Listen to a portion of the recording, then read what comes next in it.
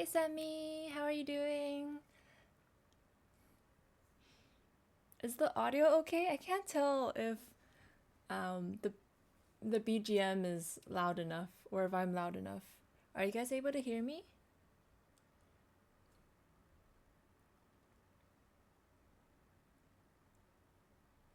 Hello, hi Ping. Hi Redacted, hello. Thank you for the redeems. I just got myself some boba today, so I will be hydrating with my boba.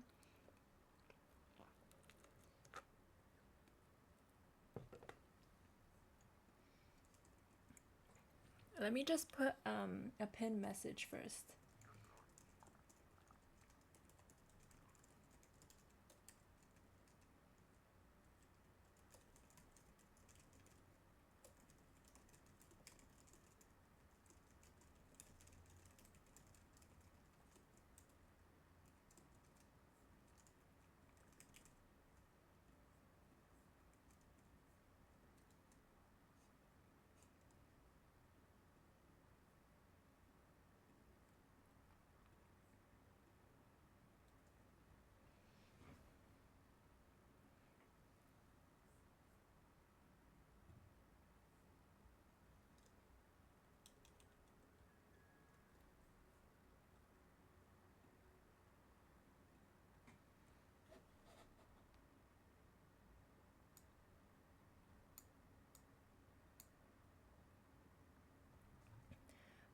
All right.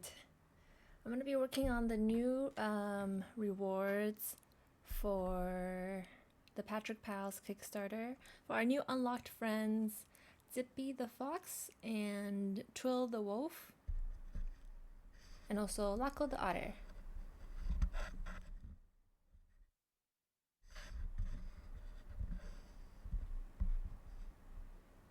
Laco! I'm so happy that so many people voted for Laco.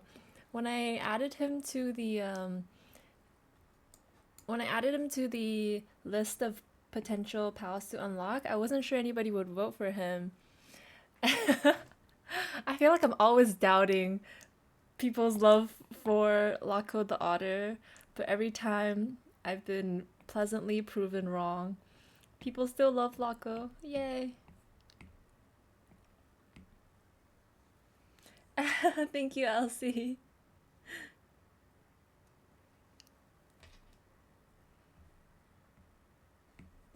Okay, we're gonna start with doing the keychains first because those are easier, and then I've had some ideas for the new pins that I want to do as well, but kind of had to like trial them, kind of do some sketches and see how things go because I have like concepts I want to try, but I don't really know the exact scenario just yet because I want the pins to be somewhat like plush related and somewhat related to their characters. So I have some ideas, but I'll work on those after I do the keychains first for Zippy, Twill, and Laco. Hi, Vampire Evie. Thank you. I think recently I've been doing more conventions in person, and every time I'm at a convention, people always come up to me and tell me how much they love my otter work, my otter merch. Because I don't know, when I'm at home just looking at like I guess my social media and everything, and also all the other amazing art that other people are doing, I always think, oh, what if people don't like sea otters? Should I like do something more generic? But after doing cons, I'm like, yeah, let's make more otter merch. More otters. So I actually do have some plans for more otter merch that hopefully I'll be able to design and finish by Anime Expo. I know it's only January and Anime Expo is in July, but I procrastinate so hard that I really need to like remind myself and start early. Otherwise, I'm gonna be scrambling at the last minute again, which I don't know. I somehow always do. So this time for Anime Expo, I'm trying to start early. so I can have some new cool merch to bring. Macy, hello! Oh, thank you so much! I'm so glad I got to see you at ALA the other weekend.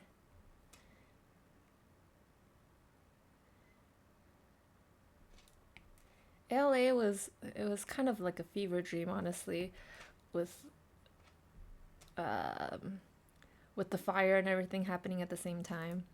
But it was still a pretty fun con. It was my first ALA and my first 4-day con.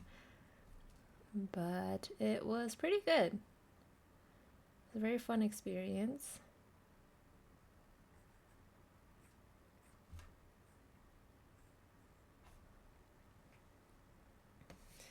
Thank you! It will be my first year at AX, so I'm very excited.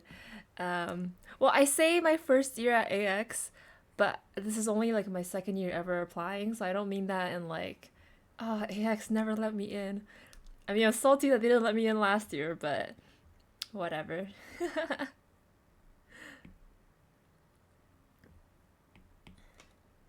I'm a little bit worried just because I'm so used to doing like 8-foot tables in slightly bigger spaces. Going back to a 6-foot table, I really have to like plan out my table beforehand. I have a bad habit of like going to the con and just kind of YOLOing how I do the setup. Most of the time, I have an idea of what how it generally should look like just because I know what kind of merch I'm gonna bring. But the actual setup and like if this thing goes to the left or this thing goes to the right or where I put certain bags or plushies, I'm like, you know what? I'll figure it out when I get there. But for AX, I plan on actually setting up properly at home, testing out the display and everything, making sure nothing goes wrong.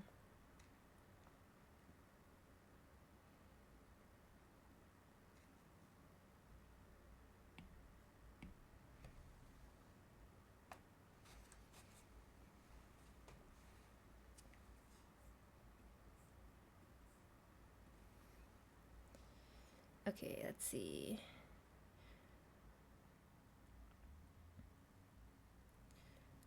We're gonna start with Zippy.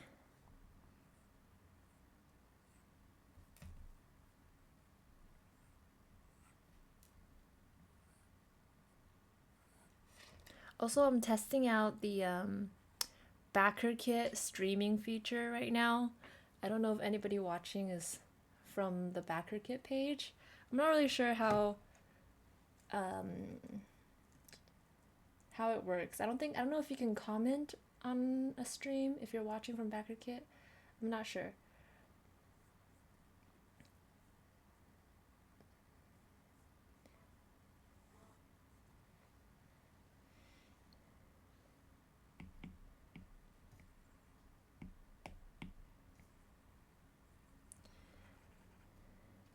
But for those who didn't know already, um, what I'm working on is a drawing for the latest Kickstarter. Well, it's not actually a Kickstarter. It's a campaign that's on BackerKit. This is my first time using BackerKit, and it's also a crowdfunding platform, just like Kickstarter. And as part of their, I think, a yearly Pintopia project, I launched a project called Patchwork Pals. You can see my plushie designs in the top right corner in the image carousel. So Pintopia is, I guess, like a big collaboration event with a bunch of pin artists, where it's mostly like I guess a enamel pin focused event where a lot of enamel pin creators are launching like campaigns simultaneously for their enamel pin collections to be crowdfunded. But for Pintopia 2025, it's like a special pins and plushies edition. So there's also a lot of amazing, really cute plushie campaigns going on as well. So mine is more focused towards the plushy side of it. We actually had a really great first 2 days of the backer kit campaign. We unlocked all 3 of our starting plushie designs, which is Stitches the bear, Button the bunny, and Chiffon the cat. So in addition to those designs, we were able to unlock 2 new friends, Zippy the fox and Twill the patchwork wolf, as well as Laco the patchwork otter. So because we unlocked these new friends so quickly, I hadn't had the chance to draw add-ons for them yet. So all the pals, all the Patchwork pals, in addition to the plushies, I'm also designing embroidered patches, enamel pins, and acrylic keychains to go with the plush designs. I have bundle set tiers available as well at a discount. So if you're interested in checking out the campaign, make sure you click the link that I've pinned in the chat.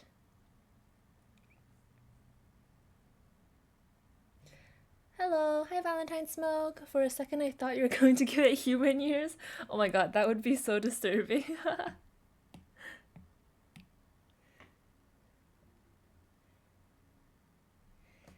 It looks like the backer kit stream has its own chat box. Oh, interesting.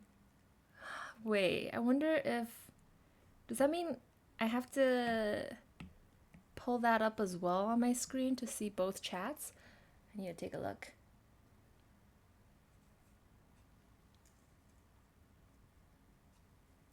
You have to log into Twitch first to use it? Oh.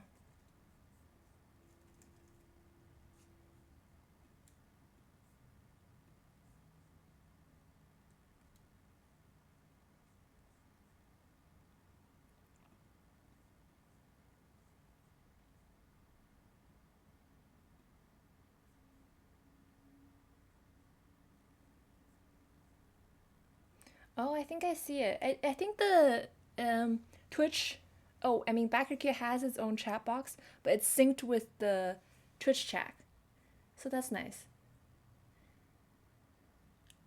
Very interesting feature.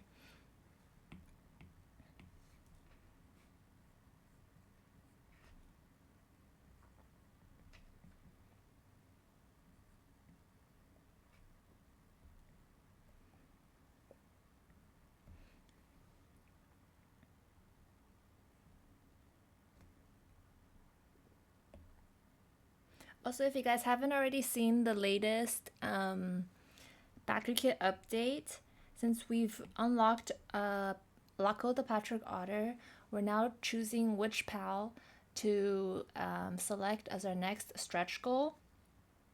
So the 4 top contenders are Sheep, Piggy, Red Panda, and Raccoon. So I have a new poll going on my Backer Kit page where you can help me vote for the design you'd like to see next. I think right now the votes are pretty neck and neck. Let me take a look.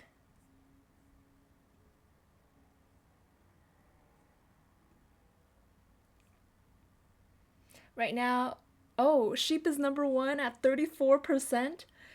Red Panda is second, coming in at 29%. Raccoon is third at 22%, and the pig is last at 16%. We have 178 votes right now. I actually personally, I put my vote in for the pig. I actually really like the pig, but I feel like not a lot of other people like that design. I'm just excited at the idea of making the pig ears. I think the pig ears are really cute. The little floppy ears. And I like the mismatched color of having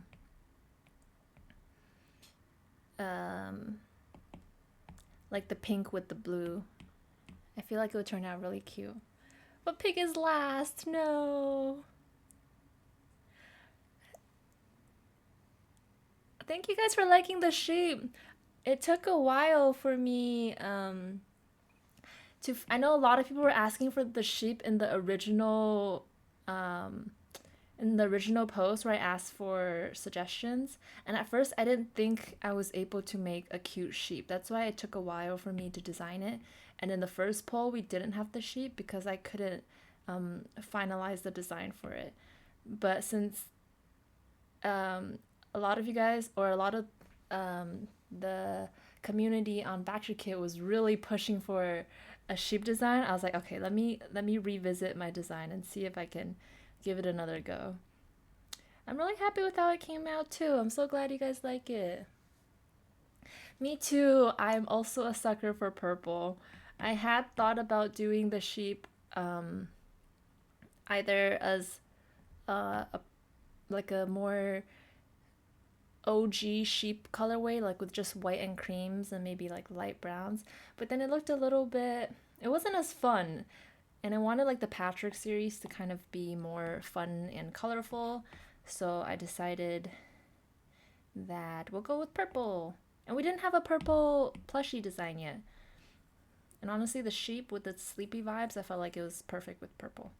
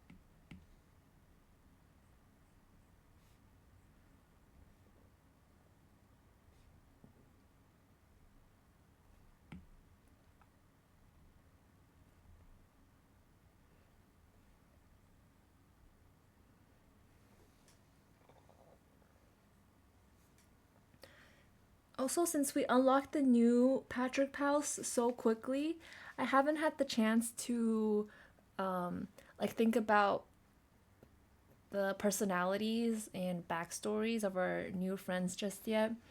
So, if anybody has any suggestions, feel free to let me know.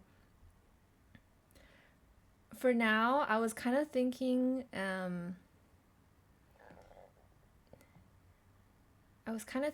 Zippy the fox would be like a really hyper, over energetic kind of character. Just because the name Zippy makes me think that he like zips around, kind of like those cats with the zoomies at 3 a.m. That's the vibe that Zippy is giving me right now.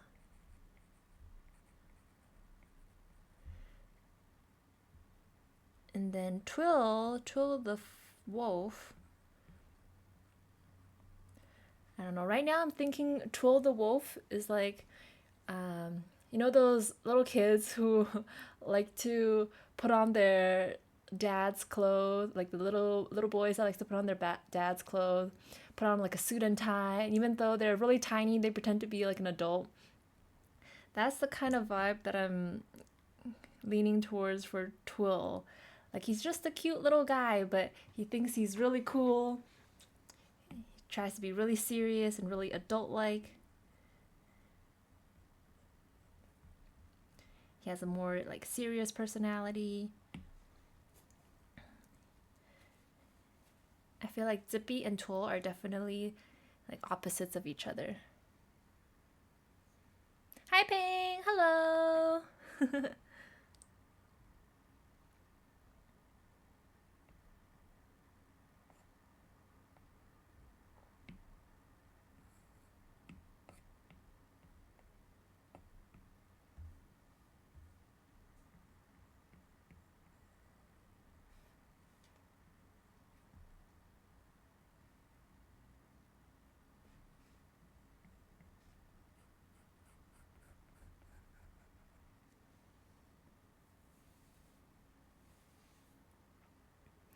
The sheep is just tired. I like that. I think that's the if we get the sheep unlocked, that is definitely the vibe that I was planning on going for. Just very sleepy, tired vibes. always kind of half awake. Pang, you're so sweet. Thank you so much. Honestly, I have no idea what I'm drawing right now. I'm really bad at multitasking. If you guys haven't noticed already, I can't talk and draw at the same time.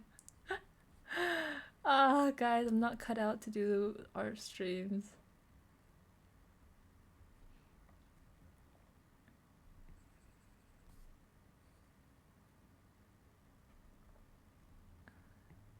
I can only do one thing at a time.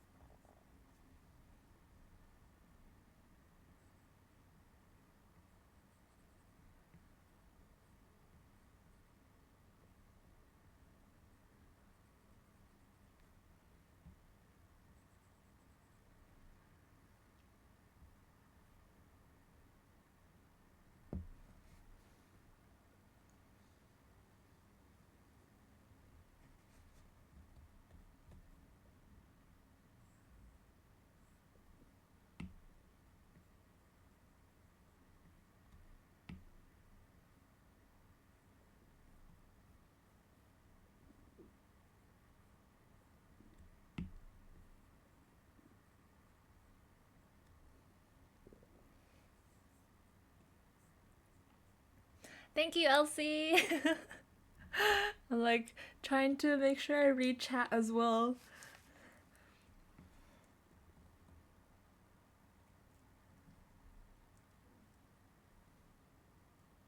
Yuli! Oh my god, Yuli, thank you so much for the raid. Let me.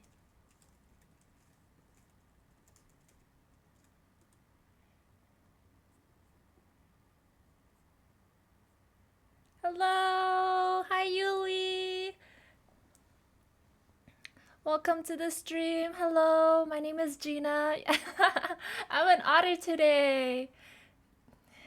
This is my true form. I'm going with my true form today. Oh my god, why did my shout out not work? I'm sorry. It's very scuffed right now. Please check out Yuli stream as well. I'm just gonna manually link. Let's see.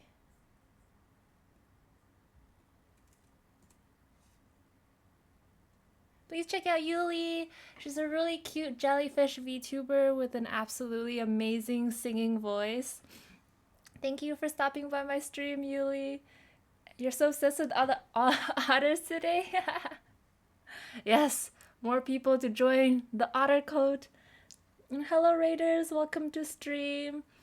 Oh, I think I usually have a spiel prepared, but I'm like too distracted today. But my name is Gina. I'm an illustrator and also small business owner. Right now I'm doing a stream promoting my latest backer kit, my latest plushie collection. You can see photos of those plushies in the top right corner. And there's a link pinned as well to the pre-order collection on backer kit. Other than plushies, I also make other products. Here is kind of like a collage I did. I make stickers, pins, bags, apparel, plushies, a little bit of everything. I like to do kawaii, cute styles, and my favorite animal is the otter. Thank you for stopping by my stream.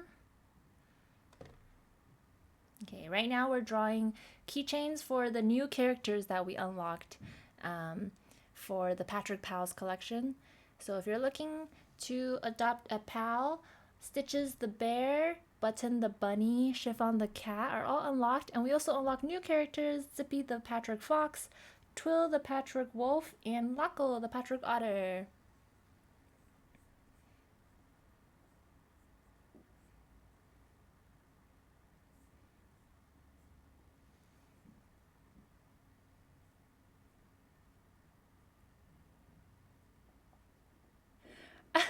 You had the jellyfish bag. Thank you, Yuli. The jellyfish bag is definitely my favorite from that collection. I wear a lot of blue as well, even though my stream and my brand is like pink themed.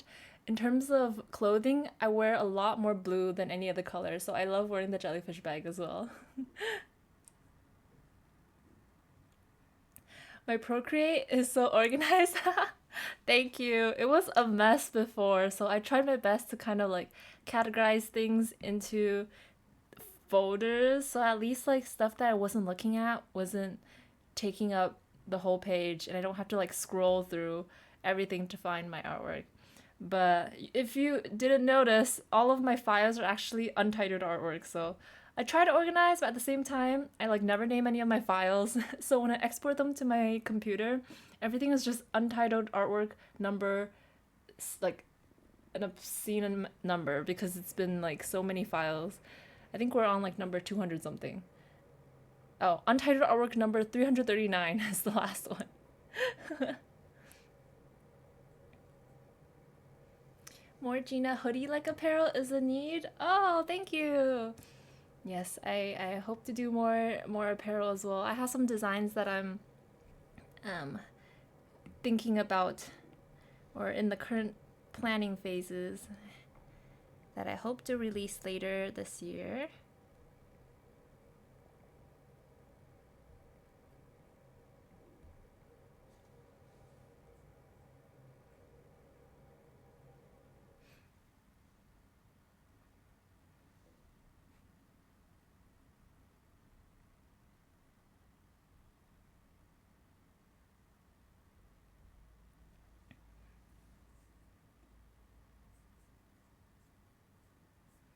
Also, Yuli, feel free to raid and run.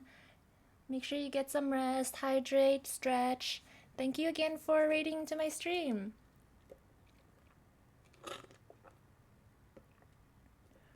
Oh yeah, I'm currently cycling through my 17 playlist.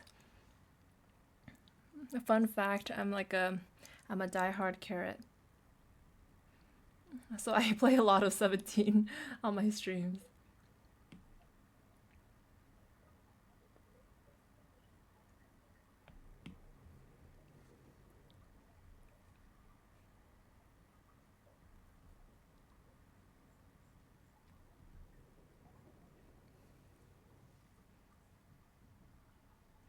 Okay, enjoy your food, Yuli. Yes, 17 is OP. All their songs are bangers. I remember I was into 17's music way before I actually got to know like 17 as a group, which is rare because I'm I mostly like I mostly like the K-pop group before I really get into their music. But 17's music is just bangers. How long have you been making these designs? I started my small business in 2022, so almost 5 years now. If you mean the designs that I have for my shop. If you mean the Patchwork Pals, this plushie collection, I recently designed them in 2024. And the plushie samples took a really long time, but we finally got them.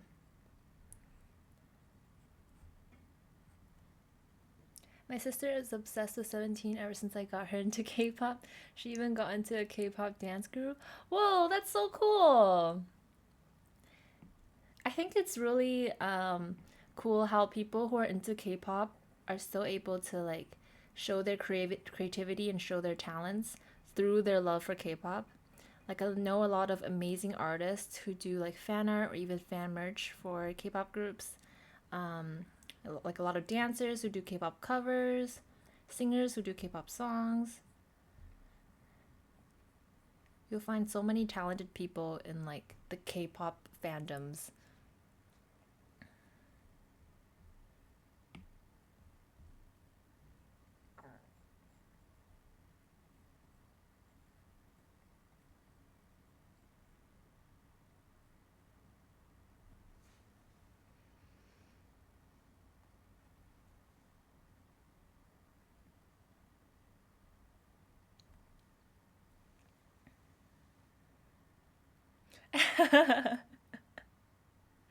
So you're both really into dancing.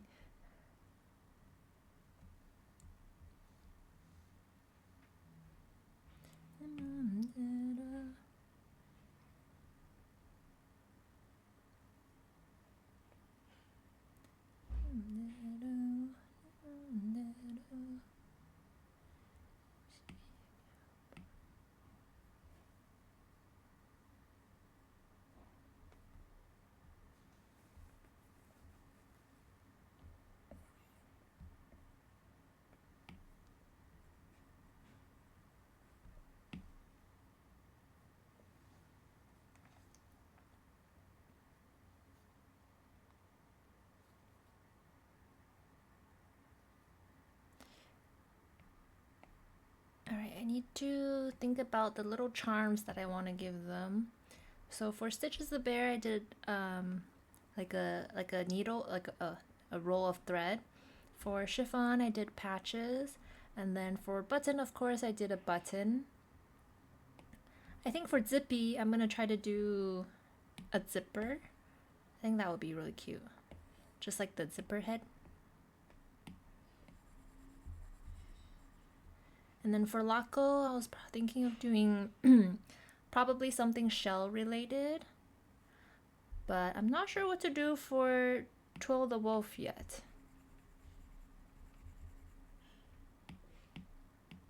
I was thinking of maybe doing like a pin cushion. Because that's also... Because I want it to be like plushy related items. Let me see. Pin cushion.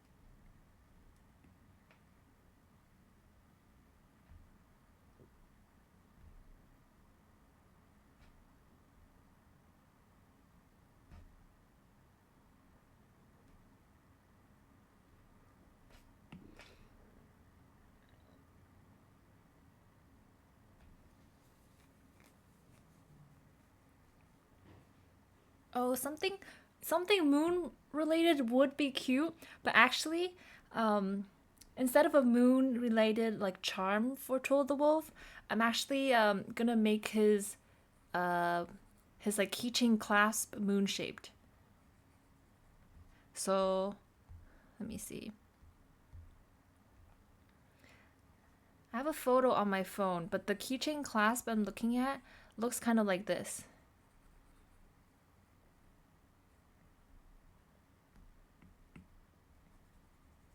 Because I want them to all have like custom shaped clasps. These are the ones that I have for chiffon, button, and stitches. So one's a star shape, one's a flower shape, and one's a heart shaped. I actually found these really cute moon shaped, like the lobster clasp thingies for the keychains. So I'm gonna use the moon keychain charm for Twill. And then for Laco, I actually found a shell shaped lobster clasp as well. So that's the one I'm gonna use for Laco. I couldn't find a good shape for Zippy the Fox, so I think I might just go with one of those like standard shapes. The ones that look kind of just like this.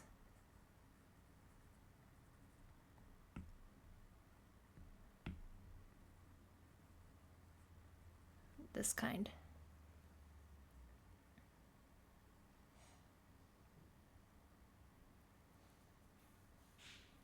Um, from what I picked up earlier, is your otter form isn't your usual form. What type of streamer am I?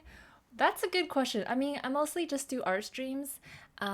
This is the form that I've been streaming with before. I've only been streaming on and off for a little bit. Like I can count on probably two hands the number of streams I've done. I do want to stream more often. So I actually have a VTuber, uh, I guess, persona as well that haven't debuted yet. But I do have a chibi model that I streamed with once or twice at the end of last year. But mostly it's just gonna be art streams from me. Maybe the occasional games, I'm not sure yet. But you can expect mostly to find art streams.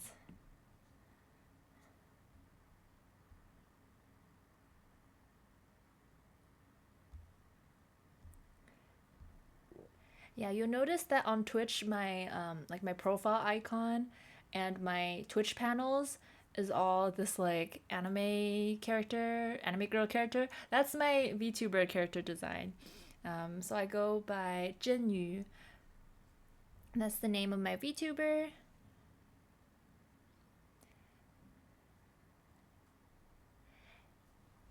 Yeah, I got really into watching VTubers a couple years ago, and I was like, I want to do that too. So I actually designed my own VTuber character, and I will occasionally stream with that persona as well. But the art I stream is mostly still the same. It's just art for my small business. Occasional fan art, maybe.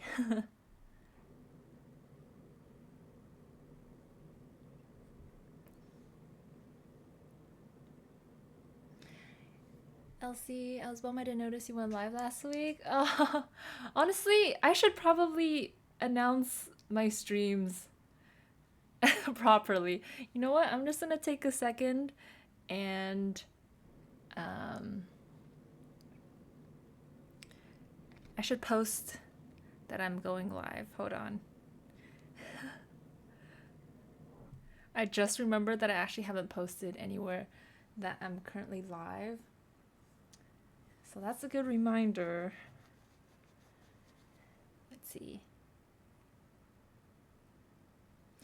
You designed her yourself? Yeah, I designed the character, the VTuber character myself.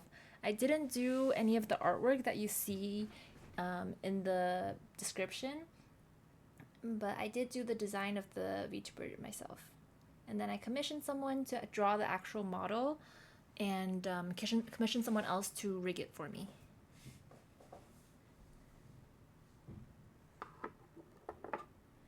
Okay, let's see. Let me post on my Instagram story first.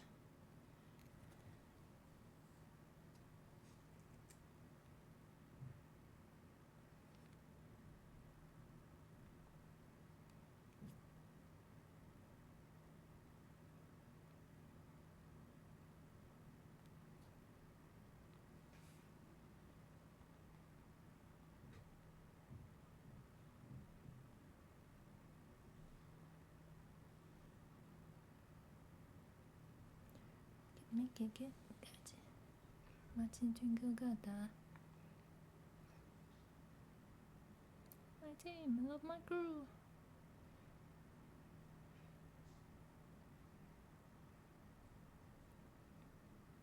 Martin Twinkle got that, so no go.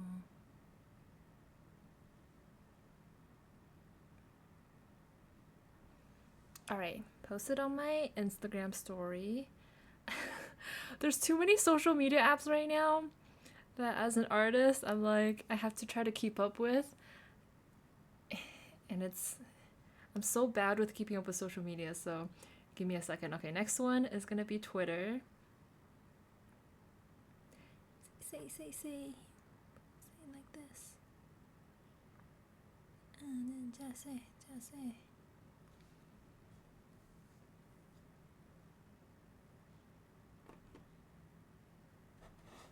dong.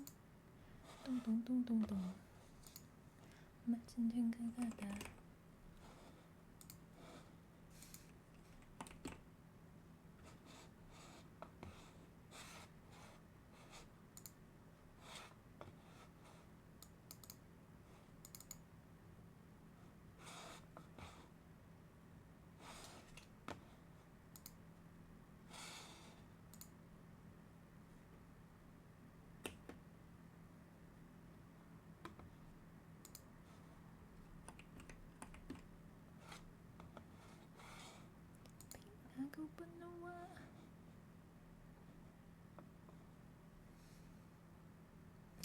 I'm actually on Blue Sky. Yeah. Um. So I there's so many apps. I'm like using Instagram and Twitter mainly still, but I do have a Blue Skies account, and I'm mostly posting all my work over there as well. I also have a Threads account, like that like I don't know what exactly it is. It's like um the account that like or the app that Instagram I guess made, the sub app. So I have Threads as well, but I keep forgetting to post on Threads. So I'm mainly posting on Instagram, Twitter, and Blue Skies. Also, I guess the occasional TikTok if I remember.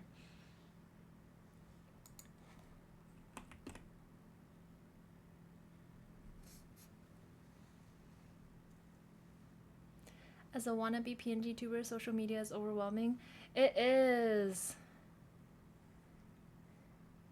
Like you want to be genuine on social media and you want to be able to like connect with your community and actually have conversations, but it's just so hard sometimes when it's the algorithm pushes you down or you have to juggle yourself and balance yourself between so many different social media apps. It can definitely be really tiring.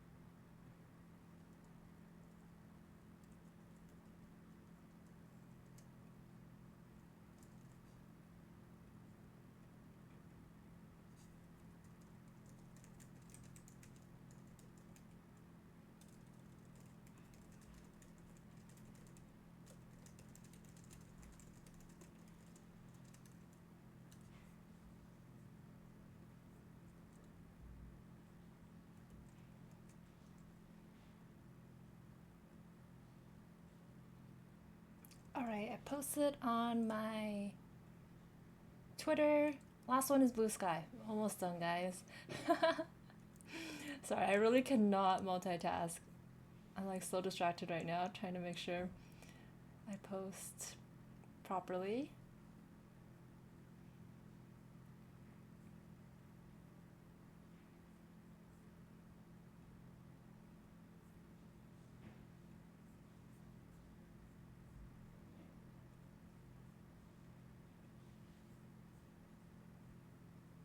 All right, all done. Okay, back to the drawing stream.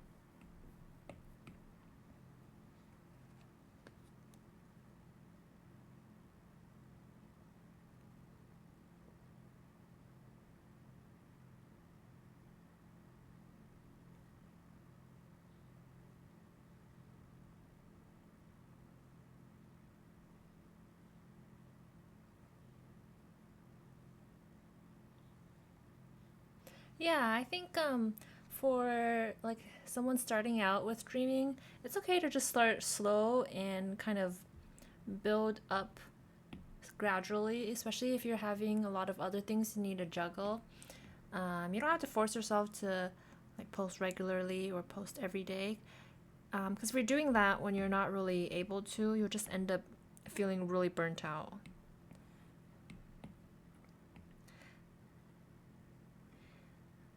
Honestly, that I kind of feel the same way with all the social media and all the algorithm changes and requirements.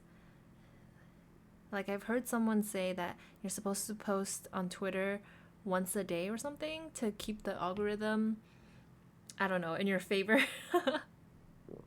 And then sometimes I get stressed. I'm like, oh shoot, I didn't post today. But I think just taking it slow, one step at a time is okay. Yeah. In the end, you don't want to make something that you wanted to start off as like a fun hobby or just like something to have fun with to become really stressful because you're putting too much like stress and thought into growing numbers, which honestly doesn't really define or shouldn't be the only thing you use to define your success and also your enjoyment.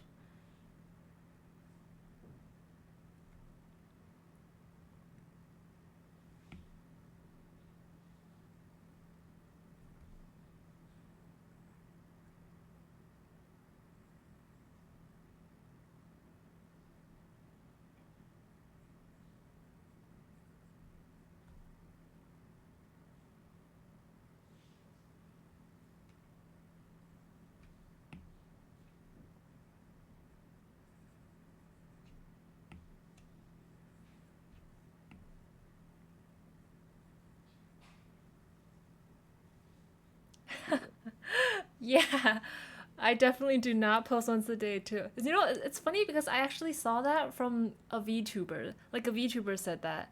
Um, Someone that I follow said something along the lines of like, "Oh, I'm doing my daily Twitter post," and I remember the comments were like, "Oh, is your company forcing you to like post on Twitter every day?" And that VTuber was like, "No, I just heard the algorithm like said you're supposed to do that." And I was like, "Huh? Is that a new thing for Twitter now too? You're supposed to post every day?" I have other than my Gina draws like art slash business account, I also made an account for my VTuber, and I definitely do not post anywhere close to once a day on that account. I post maybe at best once a month. If I remember to, maybe once a week.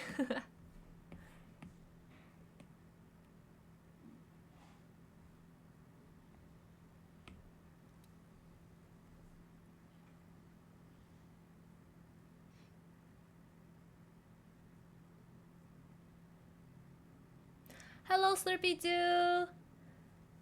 Thank you for stopping by. Hope you have a good night. Thank you so much for stopping by before you went to bed. Thank you so much for the follow.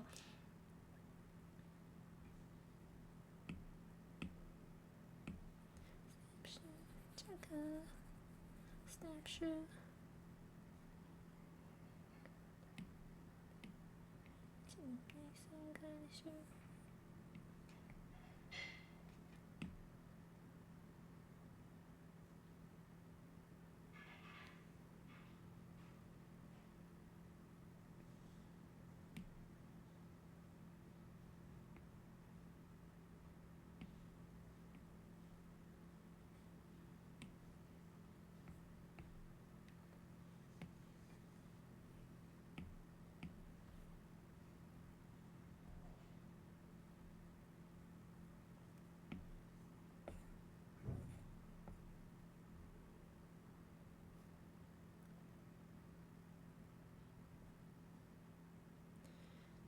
I'm gonna move everything to this file so that I can make sure the line weights and everything between the keychains that I did before and the keychains I'm doing now are gonna match up.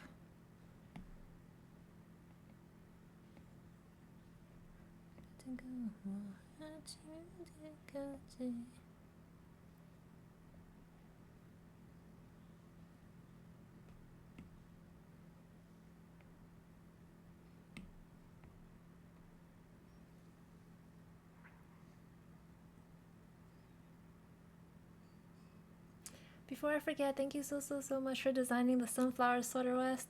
My husband got it for me for my birthday just as the EU laws went into effect. Oh my god, stopping your store from shipping to us. I'm so thankful your warehouse shipped it anyway. Oh, thank you so much. I'm so glad you like the sunflower collection. And I'm really glad you're able to get in an order before the new EU regulations.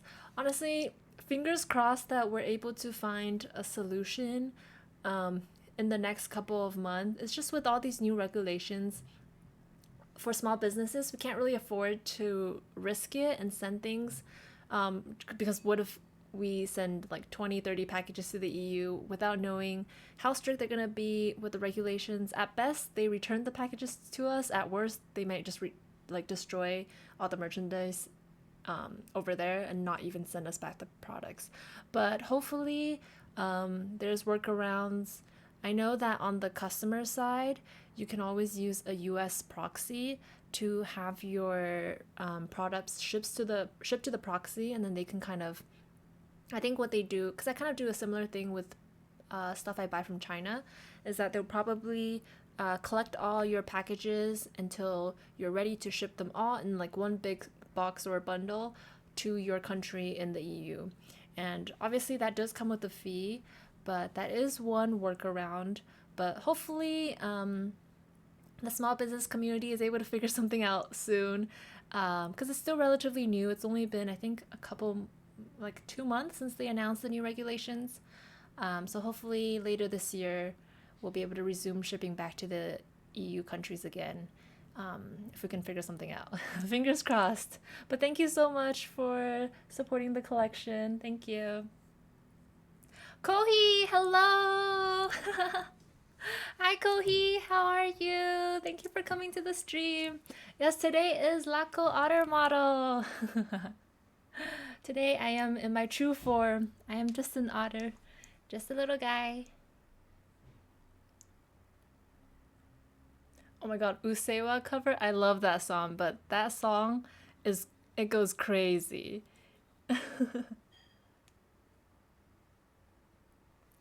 Thank you for liking Twill! I'm really glad that people like the new characters.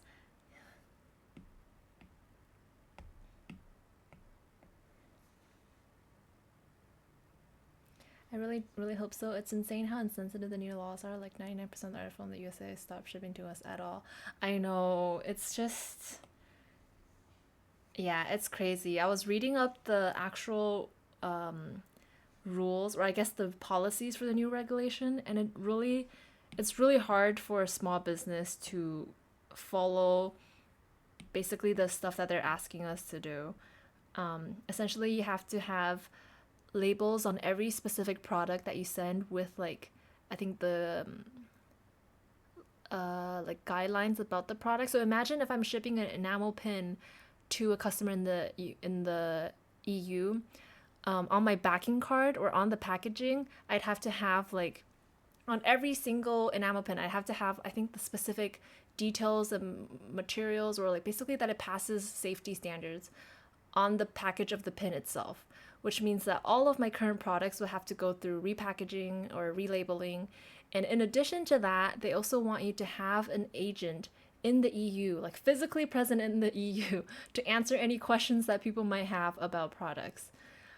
So as a small business, that's pretty much impossible.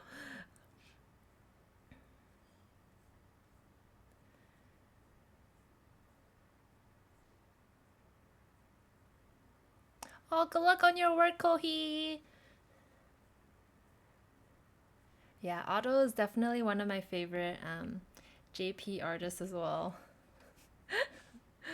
I'm really slow at reading chat, guys. Sorry. I'm like trying to read the previous messages. I actually managed to catch a stream. Greetings from the Bum Bun Shop Other from Germany. Oh, hello! Hi, I didn't know you were on Twitch.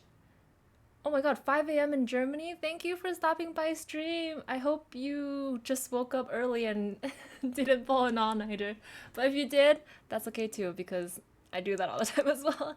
I cannot judge when I have very poor sleep schedule and sleep habits. Hi Toki! Thank you for resubscribing! Hello, hello!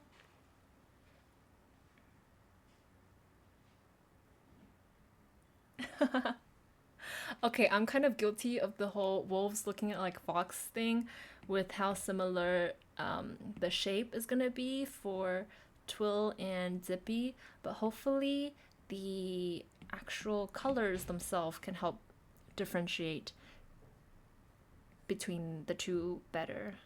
Because I think the red is pretty signature for fox, and then the whole like more gray tone colors is pretty signature for a wolf as well. I know someone mentioned that they wanted more like natural colors, like slightly more, I guess, sandy tones. And honestly, I would have wanted to do that, but it's just with the fabric swatches that I have, we don't have that many colors. So we are a little bit limited with more generic grays. Oh my god, auto concert! Wait, is the auto concert this summer? Is it happening?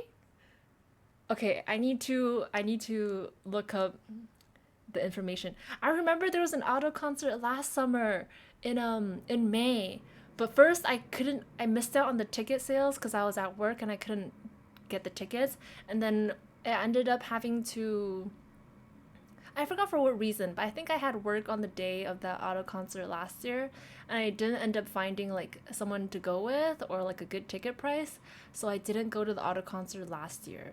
But is she having another one this year as well? After AX? Oh my god. Okay.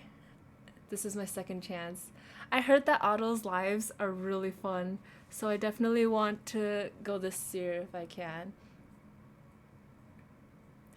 Hi Ji-yoon! Hello! Welcome to the stream. Thank you for the follow. Also, hi Lindsay! Hello, hello! Find a call to stream. Yeah, I'm sorry. I stream like 5 times a year.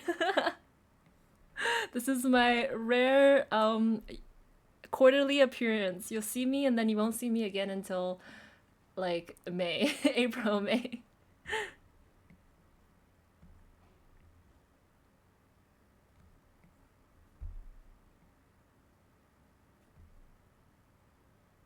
Okay, I'm just making sure that I'm using the right brush size um, for the new keychains that I did for the old ones. Wait, you have 10 to 15 extra tickets? Wait, how? Are you on like their PR team or something? Why do you have so many tickets? Wait, I'll definitely hit you up.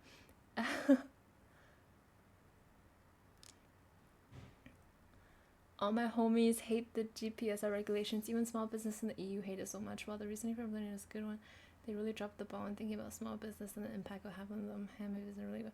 I totally agree. Like, I understand the whole logic behind the regulations, and I know that if they don't, like, I guess, have like blanket rules for everybody, there will be bigger corporations who try to, I don't know, like, find loopholes. But yeah, they I don't know. I feel like it just could have been better. It's very difficult for all the small businesses that ship to the EU.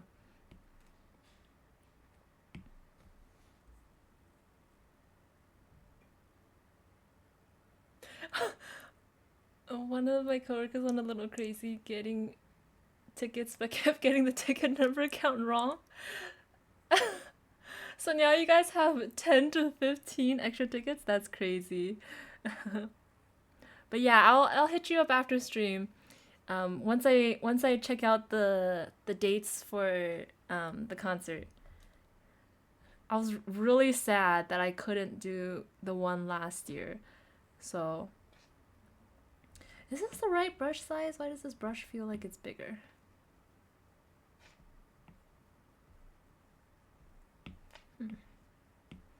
So hopefully I can go this year. Yes, Lindsay, see you at Katsu. Wait, did we already talk about the fact that we're at Katsu? I can't remember. But I'm so glad you're at Katsu because I was looking at their at least for Artist Alley, I was looking at the lineup of artists and there wasn't too many artists that I know. I can't believe Katsu is in 3 weeks. It felt like so long in the future, like a few weeks ago. But now that it's like coming up, I have to start prepping for Katsu as well. Uh,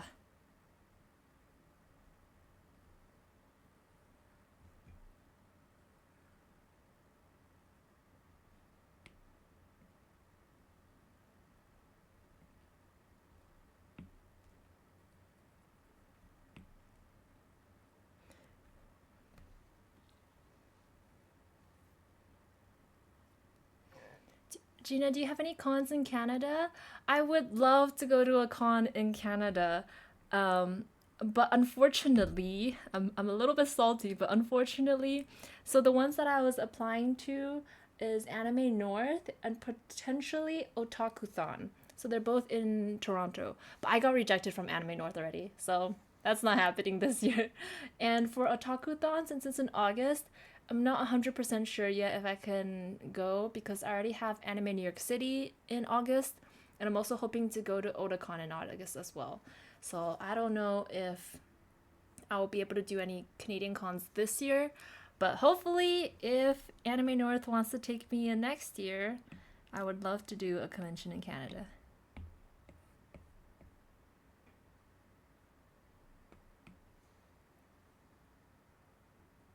I'm in dealers as well for Katsu. Oh my god, see you there.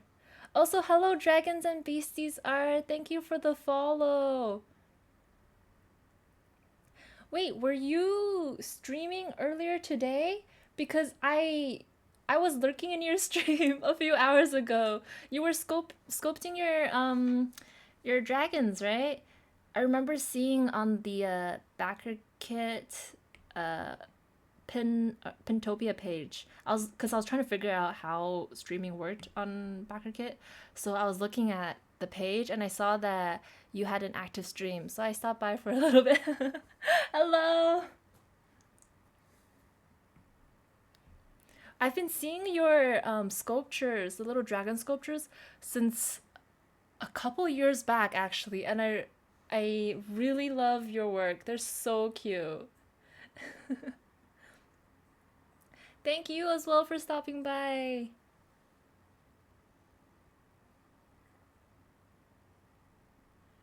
Jiyun, I wanted to katsu so much. I haven't heard it so good. Fingers crossed. This is my first time doing katsu, and I have heard good things about it, but at the same time, I don't. I like to keep my expectations low just in case.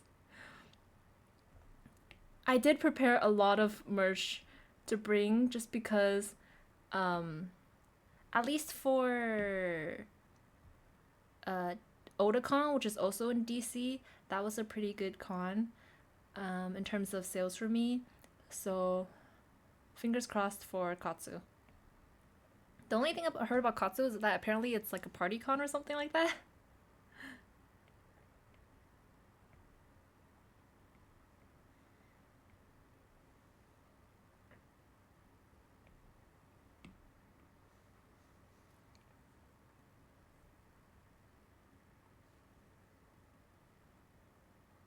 Yeah, hopefully I can win at Anime North next year. I have a lot of friends, artist friends who are in the Toronto area as well, so I would love to be able to see them there.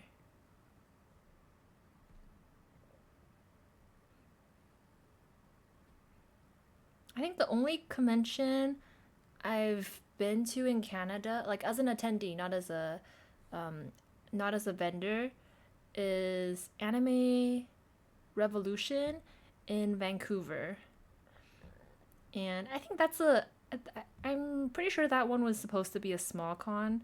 It was a very. I also went on a Sunday, so it was a pretty slow con.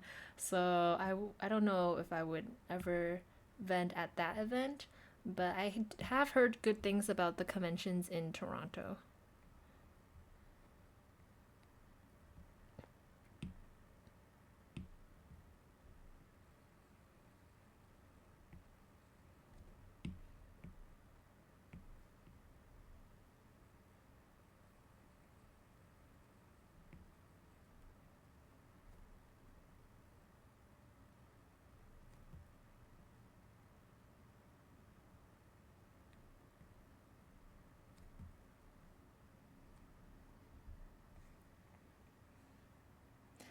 Kiddo's dying over your bunny plush. Thank you. I was surprised with that buttons the button the bunny is so is more popular than I expected. I don't know. I thought that like a bunny plushie would be more um overdone. Or I don't know. Sometimes people are like it's two extremes when it comes to pink things. People either really like it or they don't really care for it. And Button is definitely a very pink plushie. But I was surprised that when I did the poll a while ago, before the campaign actually launched, that so many people were excited for Button.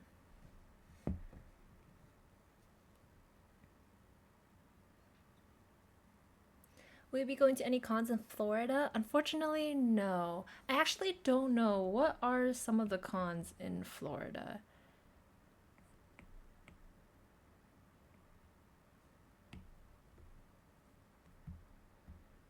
I will be going to. So, the cons that I'm going to coming up next are going to be KatsuCon in DC, SJ Made Friend Fest in San Jose, KawaiiCon in Hawaii, and MomoCon in Atlanta.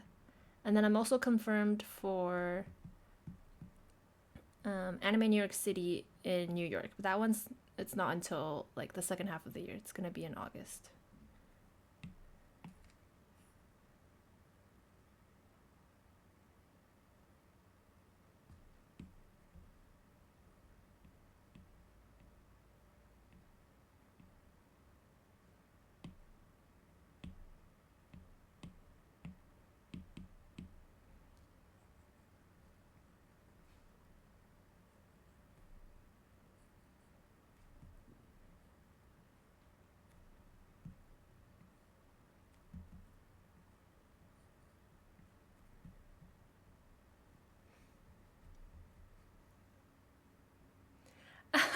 It's actually not that many cons. I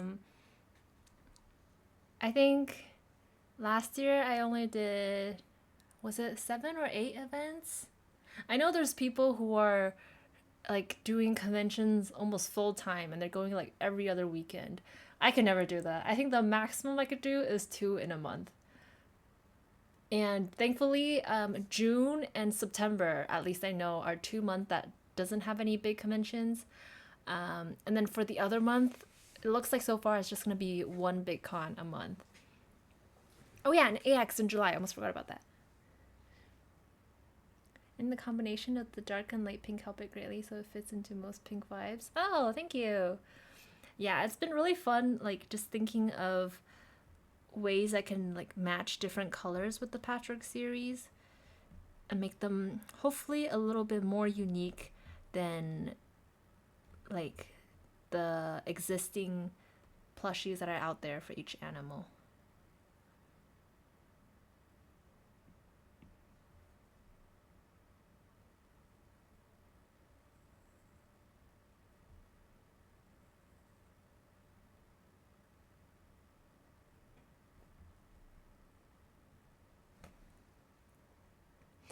More cons! Let's go! Are you ready, Toki? More cons for the both of us! Yippee! 2024 was your first convention year tabling yourself, right? How do you like it? Are you happy with your experience as a small biz at conventions? Yeah, 2024 was the first year that I started doing conventions. Technically, um, 2023 was when I did my first ever con, just because Anime New York City was, I think, November 2020, 2023. But since it was, I mean, it was so close to 2024. So yeah, 2024 was when I actually started to do cons a little regularly, at least the ones that I could get into. And it's been really fun just being able to see other artists in real life and being able to finally get to meet some of the people that I talked to online. So that was a really fun experience. And it's just nice seeing customers in person as well. I always have a couple people who come up to me and tell me, "Oh, I've been following your work since like the OG Whales Kickstarter or the OG Sakura Otter Kickstarter." And I'm like, "Oh my god, that's crazy." It's just hard to imagine. Um, it's just a different experience hearing that come out from like a real person's mouth in person rather than just online. So yeah, it's been really fun. I really like it. That's why I'm like signing myself up for a lot more cons this year as well.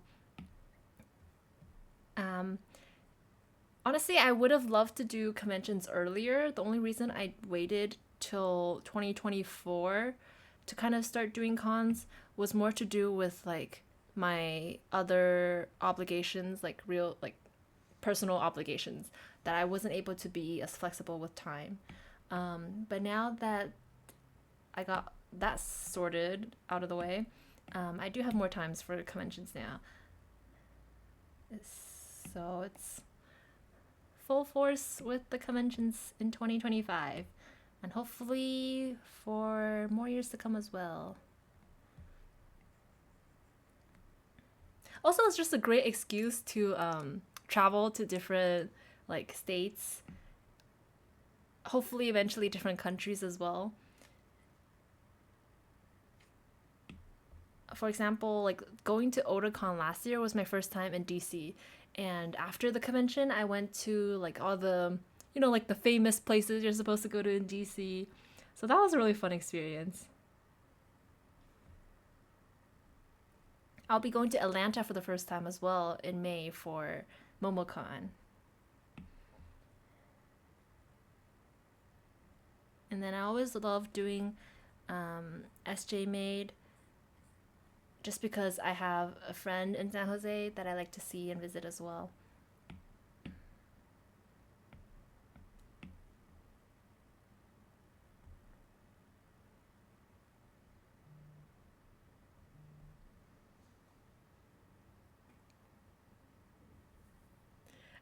I need a year to recover from the social toll of one show. I feel you. Honestly, I'm a pretty introverted person normally as well. So, yeah, definitely the social aspect of doing cons can be very draining. I personally need to recover after a con as well. Like, I feel like just bed rotting for 3 days after a con and being like, nobody talk to me. But I can't do that because I have to do like inventory counting and I had to like, well, I say I have to unpack, but honestly, my car is still not unpacked from ALA. Um, yeah, it's just a lot of stuff leading up to the con without the con prep, and then you kind of had to like gather yourself and your inventory after the con as well. So it's a tiring experience, but at least for now, I feel like it's worth it. It's been fun. Dokumi Expo in Germany. Oh my god, that would be a dream. I know Dokumi is like I think Dokumi and Smash in Australia. I really really want to go to Australia. I really want to go to Australia. So those two cons, and also I've never been to Germany either. So it would be really great to go to be able to exhibit or vend at those cons. But like with any international cons that isn't Canada, just because Canada is very close. I never know like the logistics of working out sending my merch and stuff. At least for cons in the US, my warehouse ships my stock to the area to like either the convention center or like a UPS at the city. So I could just pick them up and take them with me to the convention center, and for any local cons here where I am, I can just drive my stock over. But for international conventions, I'd have to like either fit everything in my suitcase, which would be hard since I have so much bigger products now with like apparel and bags, or I'd have to ship it overseas, and that would be very, very expensive. So it's probably gonna be the former where I just bring small things and it's mostly just a for fun kind of thing rather than me actually trying to make sales or anything. But yeah, Fingers crossed for 2026 international cons.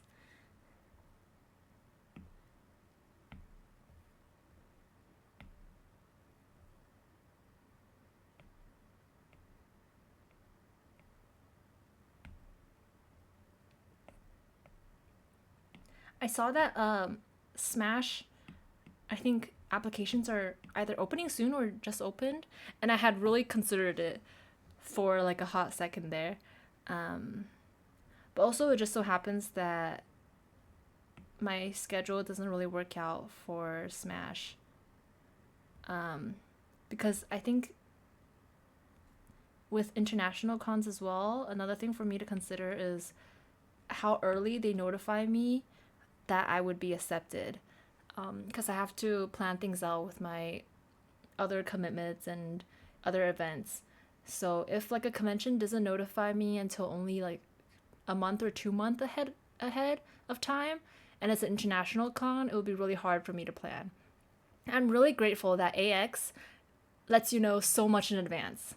Like I think decisions came out like last week, right? And that gives us like 5.5 months to prep. So I'm really grateful to AX for at least being on top of that aspect. International cons are so hard to figure out. I tried to get into AX this year and I was looking into logistics and it was so confusing, especially for bigger items like bags and plushies. Yeah, definitely.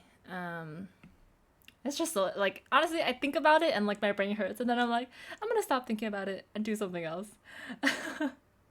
But yeah, I think for international cons as well, it would definitely help to like know somebody who's local who can possibly help you like receive packages.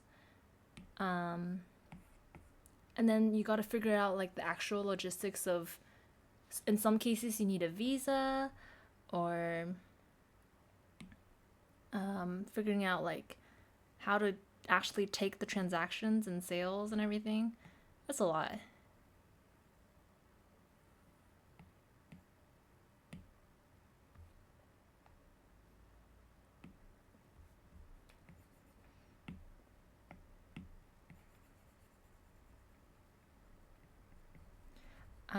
I was looking at all the photos from Soipen, the Seoul Illustration Fair that just happened in December, and I was also really wanting to go to that as well. I actually considered applying to that last year for 2024, but my schedule didn't work out. And then I considered it again for this year, but then I actually stopped and thought about like how I would get all of my setup and my merch over there, how I would price things, if I need to find someone to help like translate for me, and like just all the logistics of that. It was, I don't know, it just wouldn't really be worth it. Like it would be an event where I go just for the experience.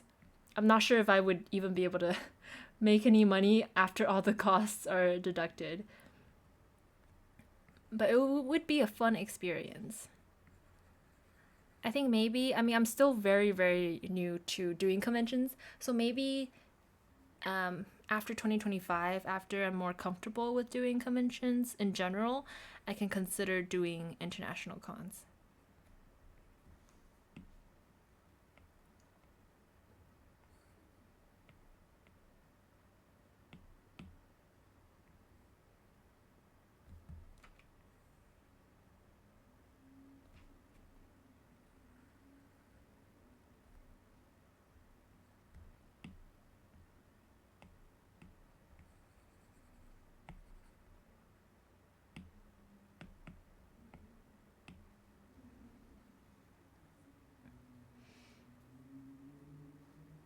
I feel like cons would be so much easier if it was a print only artist. Too many. Yeah, I think print only, or even artists who only sell like keychains and enamel pins and stickers. Like a lot of fan art artists, that's most of their merchant, like most of their stock is stuff like that. It would be heavier in terms of enamel pins and keychains, but it's still manageable in terms of size to just have everything in a suitcase. But once you start going to like territories of having, accessories like pouches, plushies, that kind of stuff, it's really hard to kind of figure out how to transport your stock. I want to do an international event so bad. Oh my god, Lindsay, if you do, maybe we can do one together. I think that's another thing too, where like the idea of doing an international con by myself, like for the first time, is really daunting. If I do an international con, I hope to do it with another like artist friend. That would be fun. So even if we struggle and suffer, at least we do it together.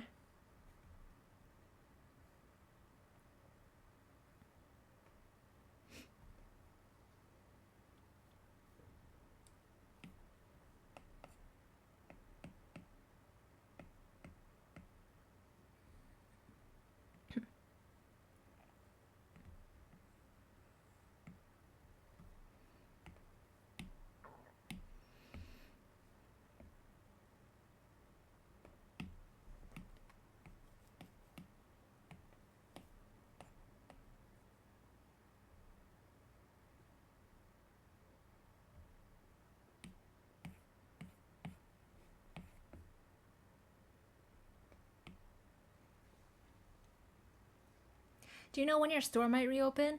Um, I was going to reopen this week, but with all the planning for Patrick Pals, I didn't, and like I was kind of behind on doing inventory after ALA. I didn't have enough time to count everything and prepare everything for the reopening. So it will most likely be reopened first week of February. I know that I told Patreon, so if anybody's from my Patreon, I know I told Patreon folks that I was going to open in January, but since we don't have enough time to open in January, because I had to actually have my shop closed for sure at the end of January, like the last few days, because my warehouse is doing an inventory count. So anybody who is a patron over on Patreon for January, you guys will also get the early shop access code for the February shop opening as well. This is just in case anybody here is from Patreon and is thinking, oh, you promised us the January shop update. I really tried, but I just did not have enough time. But those who supported me on January on Patreon will still be able to do the early shop access in February. And for this shop update, it's because it's more than just a reopening. I'm actually doing a restock of a lot of our White Rabbit collection. So the hoodies, the wallets, the White Rabbit candy wallet, the White Rabbit candy hair claws, phone grips, keychains. All of those are going to be restocked. Some of the sunflower collection is going to be restocked as well. So the sold out little cropped cardigan sweaters, as well as the varsity jacket, and also the froggy varsity jacket. So the pre-orders are being sent out, I think this week or maybe next week by my warehouse. So the remaining stock will be available in hand for that shop update. So the short answer is fingers crossed, first week of February. I also wish there were more warehouses available who specializes in small art business like White Squirrel, but in different countries around the world to help with the logistics when it comes to vending. Yeah, definitely. I think, yeah, White Squirrel is a small business, so I hope there's more small businesses like them in different parts of the world as well. I know there's one in Canada. I think it was something called like Pencil Cat, maybe. I like stumbled upon them maybe like a year or two ago. I never really looked into them, so I don't know if it's a credible company, but I have heard of like I guess a Canadian version of White Squirrel. But yeah, I haven't really heard of anything in other countries. I know there's like generic warehouses, like the US versions of those would be like ShipBob or stuff like that. Like I get a lot of spam email from those fulfillment warehouses, but I kind of imagine those are the ones that like drop shippers use, and they probably just throw the item in a box that's way too big for the product and then just ship it off. Um, So yeah, I wish there was more small business focused warehouses for everybody. Yeah. I thought about starting a second company in Germany that's separate from my small business and specializes in the warehouse fulfillment. Yeah, that would be really cool. I mean, you've already identified a need, a demand for a company like that.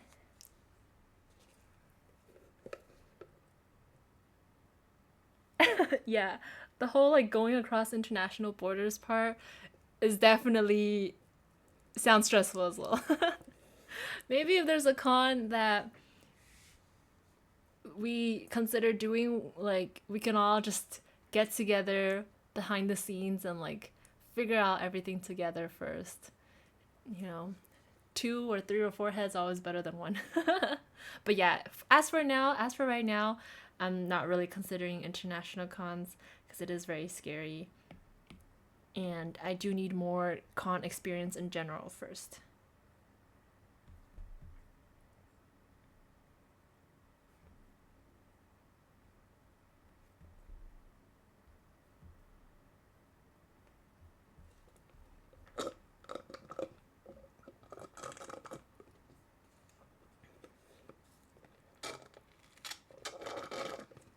Oh my god, I'm out of my boba. But it's so expensive to set up, and you don't get a lot of help with funding. It's always a struggle to start something new. Yeah, that's for sure. And it's always a risk too with starting something new.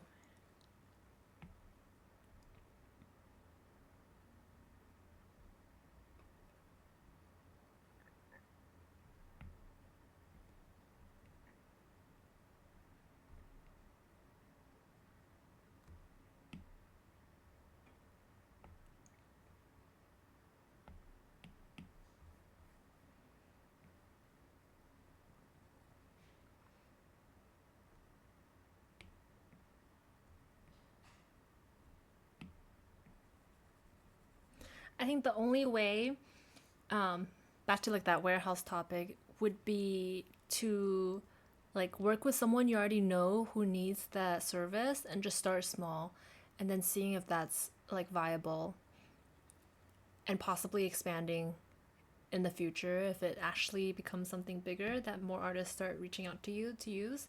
Because I know White Squirrel, I think last year or maybe 2 years ago, also went through like an expansion. They like moved to a bigger warehouse. I think they hired more people as well.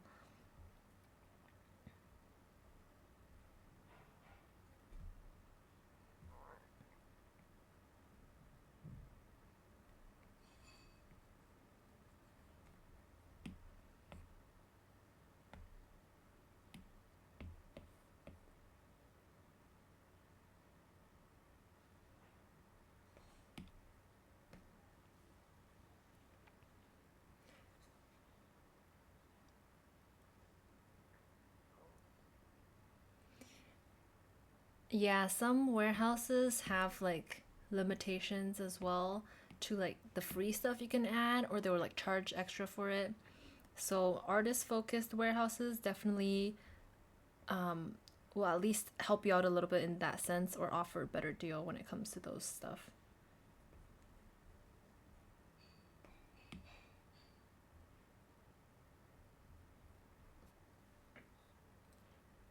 Oh, you already have the red and black one. You're thinking about getting pink or blue? Yeah, the black one is definitely one of the more versatile colorways just because it's so easy to match.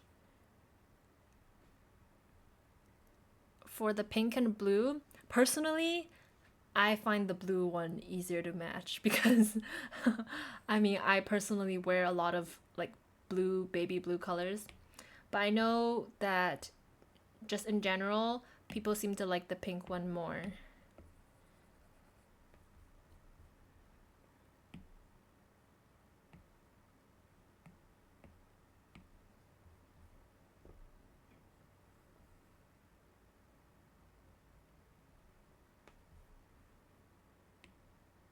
Oh my god, Lako's head looks so flat. It doesn't look as much in the other ones because they all have ears. But wow, flathead loco.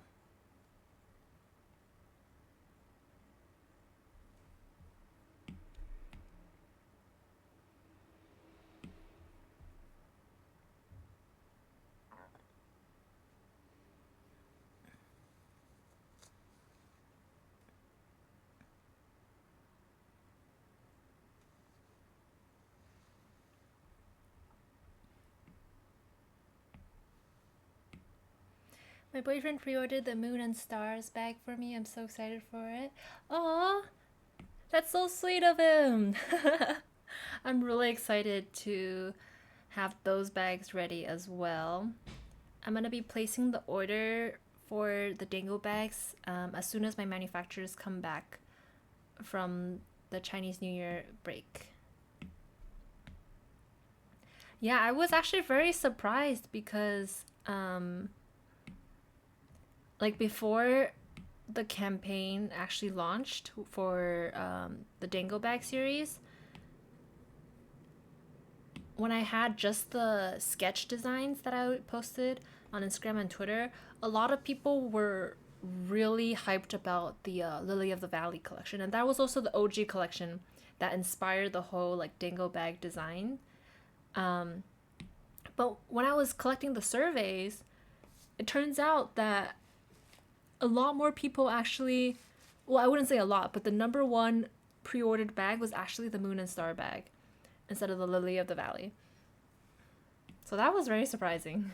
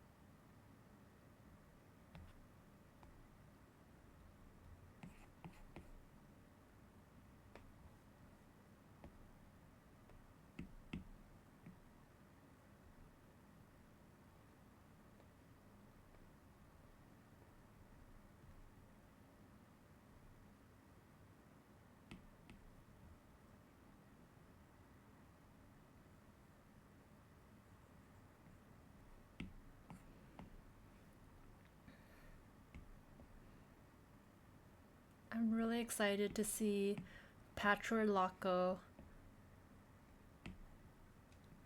become real. Loco will always have a special place in my heart. It's just unfortunate with the timing that I can't start sampling the new Patchwork Pals that we've added right away because of Chinese New Year. So I have to wait until early February to start the actual um, sampling process for our new guys.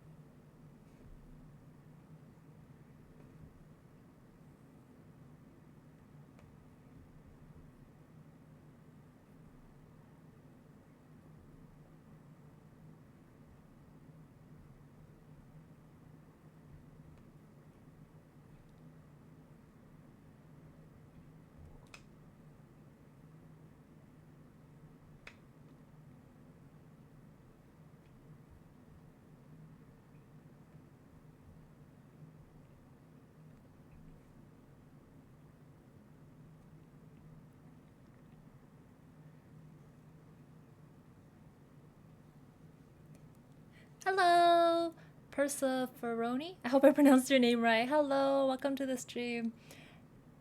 Can't wait to see all the new Patchwork Pal designs come to life. Thank you! Me too! Very excited.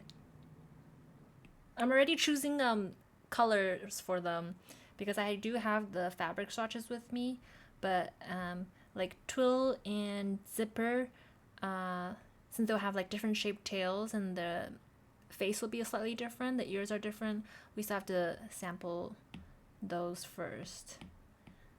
So I'm excited to see how they turn out.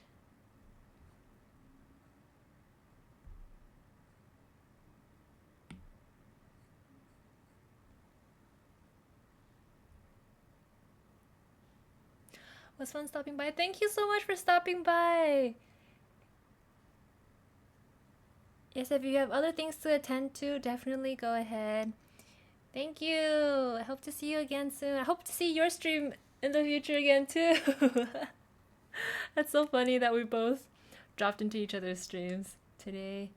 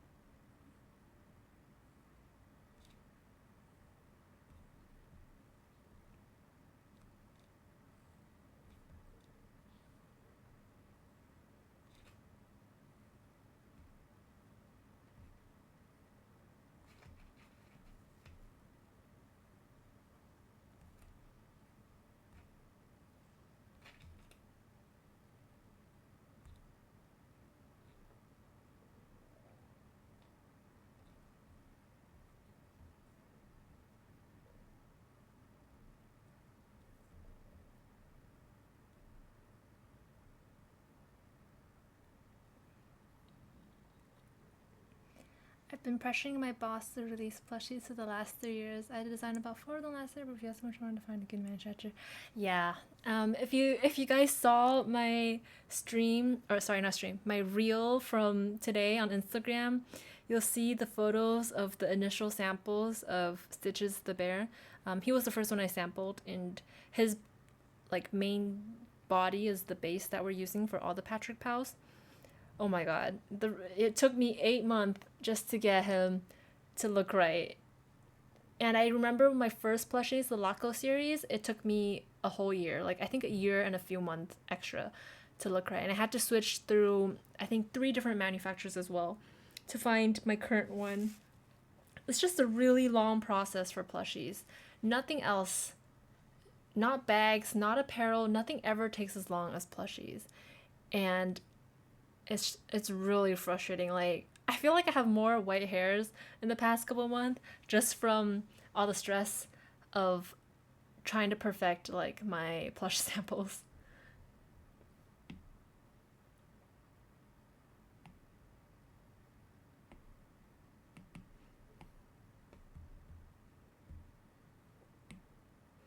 Definitely a trial and error process. And even though like the manufacturer's already one that I've been working with for my previous plushies, these new ones still took like 8 whole months to make it look right.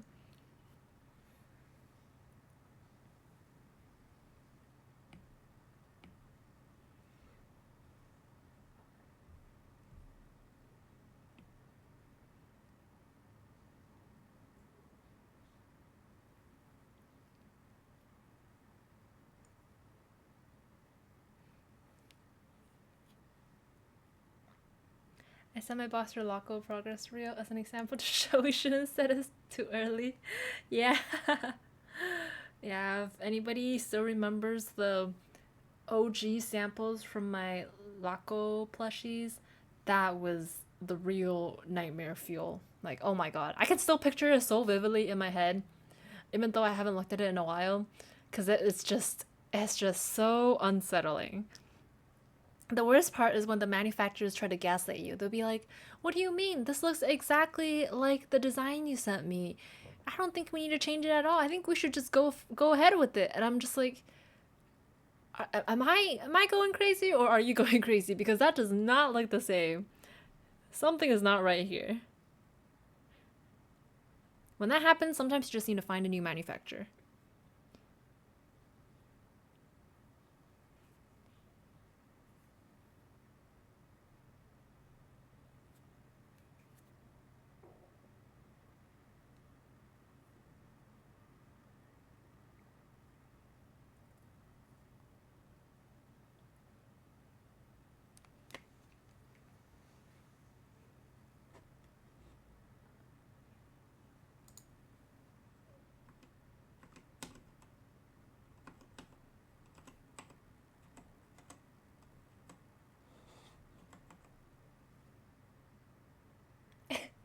Sorry, I'm just going through all my Loco toggles because it's been a while.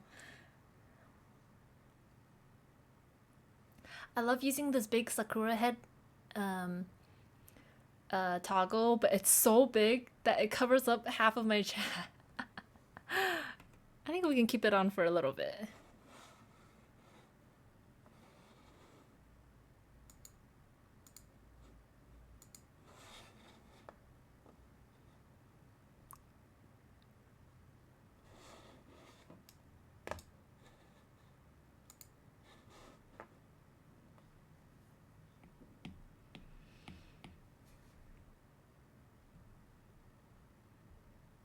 Thank you, Yuli. He's got a big head. Not many brain cells in here. Just a big forehead. Oh my god. I should have done a a tic-tac-toe toggle for this model. It would have been perfect. Oh my god, maybe I'll reach out to my Laco Otter model parents and see if they can add that. I'm just looking at myself in OBS and oh my god, this forehead, it's perfect real estate for tic-tac-toe. It's crazy seeing how samples eventually turn into the plushy vision. Yeah. It's very satisfying at the end when you're like, ah, it's all worth it. But during the process, especially the first few months, I can't tell you guys how many times I've considered just like quitting and just like, I mean, not quitting, but like just giving up on this project. There's so many frustrating moments that I've considered multiple times if I should just give up on the Patrick Powell's collection just entirely. I think only up until like um December did I really have like confidence in the sample. I mean, there's still things to be worked on even in December, and we just launched like this week. But at least then I was like, okay, I think we can go ahead with this project. But like late November, early December, I was still considering like, oh, what if I just, you know what? What if I just don't do this project? I don't think it's gonna work out. Like these samples are not there yet. So it was a lot of last minute frenzy for sure because I had to make the Pintopia deadline.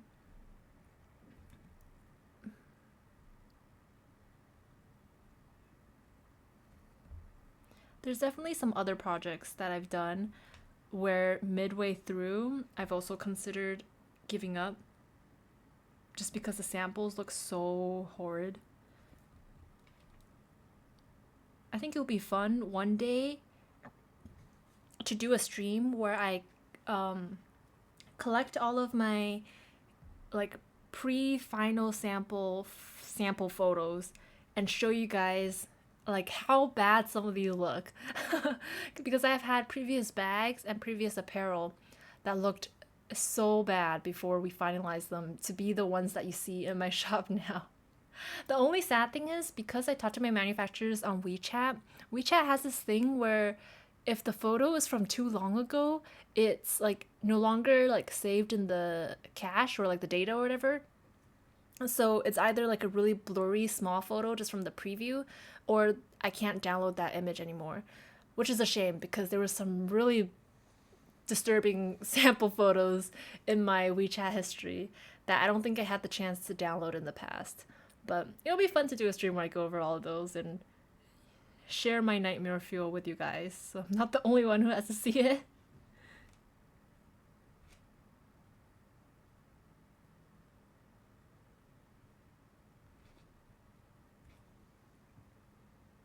Yeah, the sample graveyard. Patrick Powson amazing. Yes, I can't wait to see how Tool turns out as well. I can't believe I said toe. You guys can tell that I still have alien stage brain rot. Oh my god. Not till, twill. Oh, now I'm thinking about alien stage again.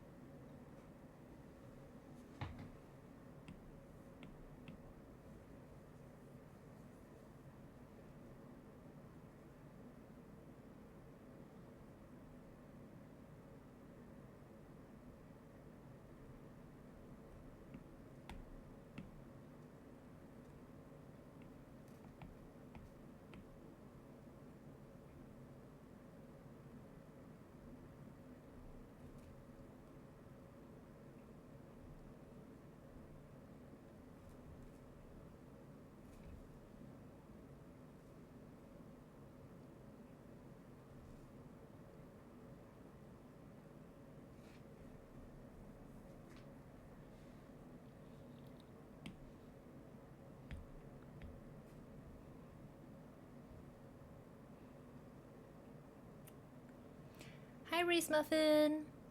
Plush making is stressful. We also have a sample graveyard. Crazy how many samples it takes sometimes. Yeah, I'm starting to run out of room in my apartment for all the samples that I have. Because I have samples of like the finished samples of all the products I made, and then all of like the failed samples that are sent to me. I keep them anyways just for like shits and giggles. So there's like samples in every corner of my room. Yeah, it's crazy how many samples it takes. Honestly, a lot of the time, if the manufacturer would just be able to like actually do all the edits that we ask them to, there wouldn't have to be so many samples. Like for anybody else who's watching who also make merchandise or plushies, like do you guys also have the same experience where you they send you a sample and I list in a bullet point format or with like even with pictures attached just to better illustrate my point, every single thing that I want them to edit, and they'll be like, okay, come back with the next sample, only half of the bullet point is addressed. I'm just like, hello? How did you pick and choose these things to change and not the rest of the edits? And then it just takes so much longer because they're like, oh, okay, now I have to make a new sample. It takes more time fixing things that I already told them to fix like 2 weeks ago. Yeah, for sure. Sometimes towards at least for me towards the end stages when I'm looking at samples and there's like minor changes that are made, especially when my manufacturer's sending me photos, I'm just like, wait, can you actually take a picture of this one with the one from the previous sample so I can make sure that you actually made the edit and it's not just like a, photo difference, like angle difference or lighting difference. Yeah, it gets hard to keep track sometimes.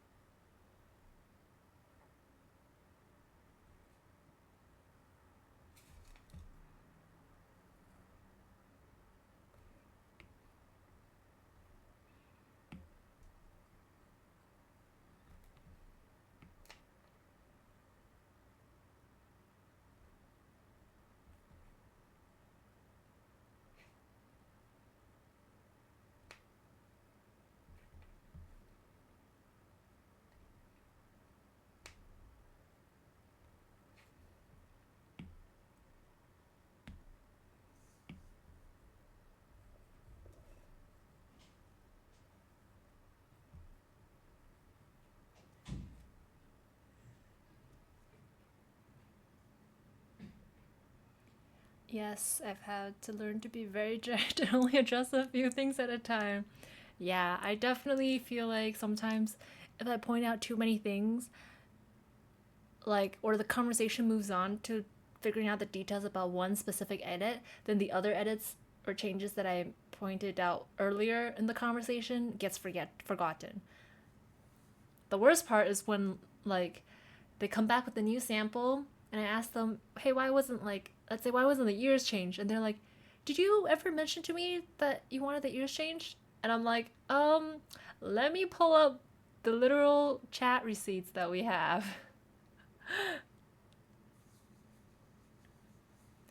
Guys, the manufacturer gaslight is real. They gaslight you, they try to gaslight you any chance they have.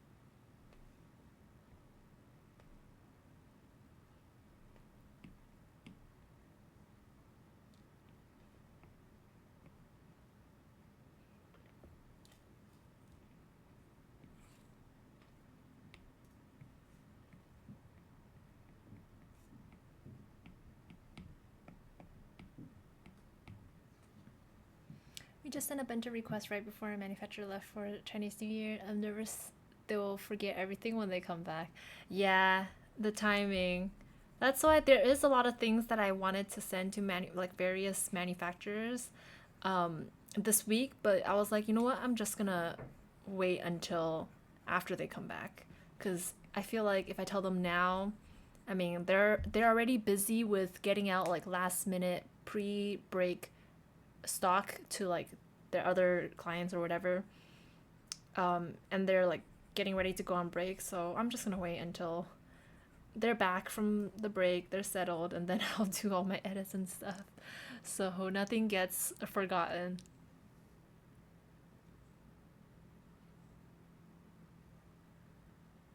Oh, that's so cool. I do know a couple of artists who are like very close to their manufacturers.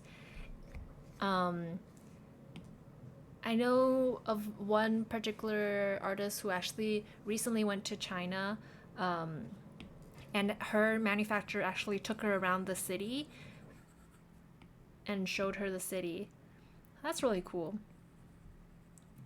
I always say that I would like to visit my manufacturers sometime as well, but it's just my manufacturers are always in cities that I don't go to when I'm in China. I'm gonna be back in Asia again in April just to be on vacation, and I will be in China. And I looked up the addresses of like, or the cities of all of my main manufacturers, and unfortunately, um, none of them, none of their cities are near the cities that I plan on going to when I'm back or when I'm there.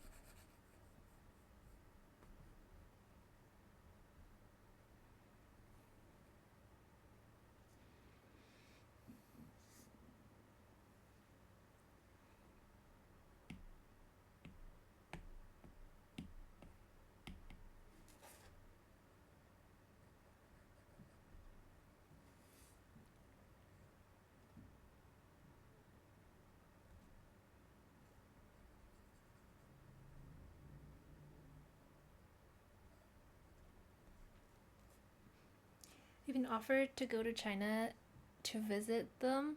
Oh, to visit with them. That's a really cool opportunity. I think it's nice that you're going with someone. If you take them up for the opportunity, you'll be going with someone who's already been to China a couple of times. So that would really help. But yeah, international travel for the first time can be scary. But China is a lot of fun.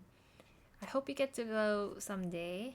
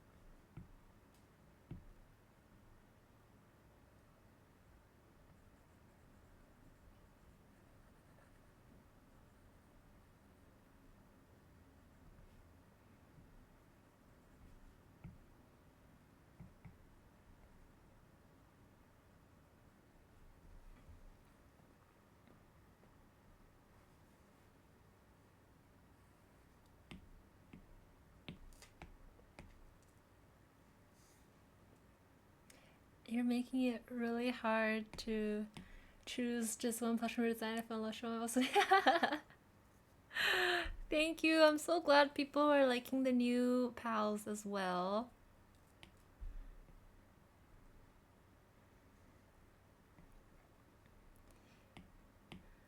I'm really hoping that we can unlock even more. So we're doing that poll right now to choose who we're gonna select next as our next stretch goal, since we just hit past 40,000 that unlocked Laco the Otter. And it looks like the sheep is winning right now, but secretly, I'm really hoping that we can unlock all 4 of the current ones in the poll, just because I really want to make that little pig, but the piggy is number 4 right now. And unfortunately, there's like a lot of minimum order quantities I have to meet for all these plushies. That's why I can't just unlock all of them, even though I want to.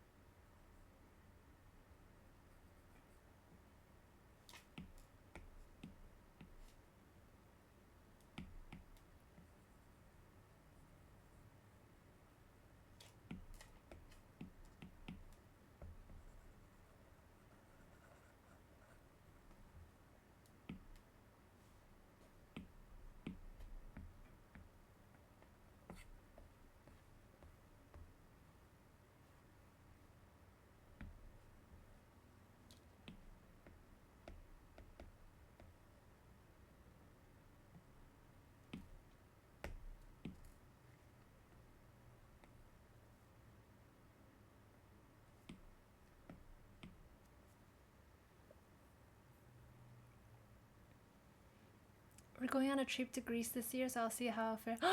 Greece! Oh my god, that's so exciting! I hope you have a fun and safe travels. I really want to go to Greece one day as well. So let me know how it is, how your trip goes.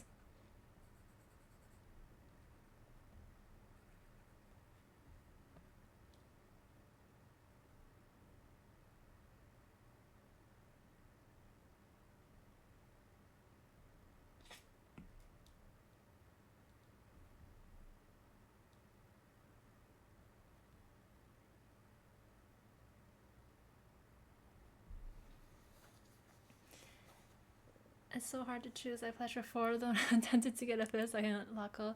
So far I'm going for Twill and the 3 OGs. Oh my god, I'm so happy everybody likes Twill. I'm really proud of the name as well. I just feel like Twill ended up being a very suitable name for this little guy. The pig is adorable. I have no idea which ones I want. It's okay. The good thing is that you don't have to choose until after February 13th. So there's still more time to think about it and also see if there's any other new pals that become unlocked that you'd be interested in instead. So you don't have to make that hard choice until later.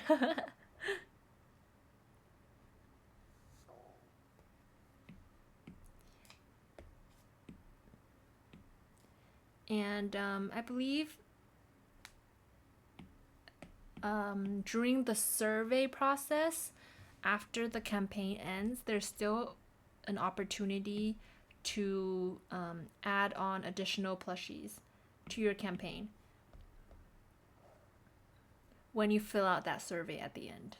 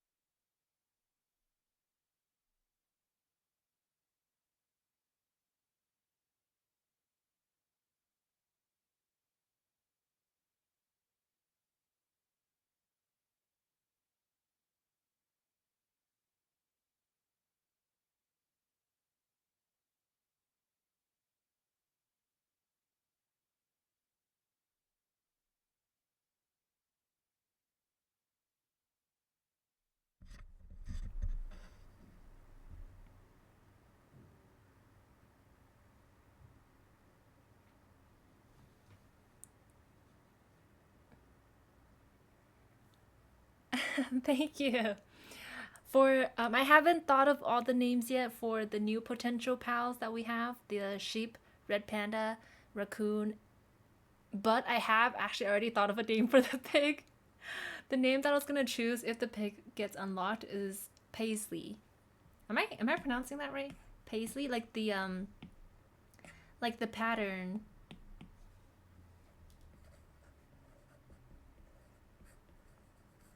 Paisley the pig. I think Paisley is like the little patterns that look like teardrops and they're like very complicated. It's like a common pattern that's used in, I guess, fabrics.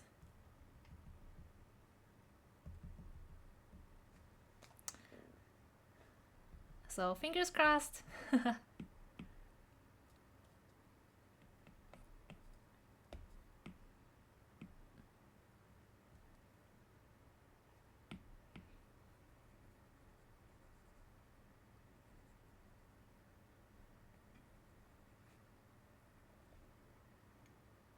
Also, I'm probably going to be. Oh my god, wool will be a bad. No, wool will be perfect. That's actually a. I hadn't thought about the name just yet, but that would be perfect because it both applies to the sheep and to our ongoing series of like sewing related names. So that's perfect actually. I might make it like maybe like a woolly with like a Y at the end or IE at the end just to make it a little bit more name sounding. But that's a really cute name. Oh my god, scraps for the raccoon. You guys, these suggestions are so good. Oh my god, scraps. That's a really good one. I'm writing these down. Scraps. Oh, scraps is perfect as well. Yeah, maybe woolly for the sheep.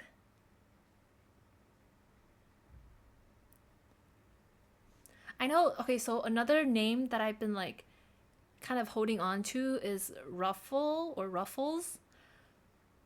I'm not sure if it is a name that I will use yet for any of our upcoming pals, but I think that's also just a cute sounding like sewing related word that could work as a name as well.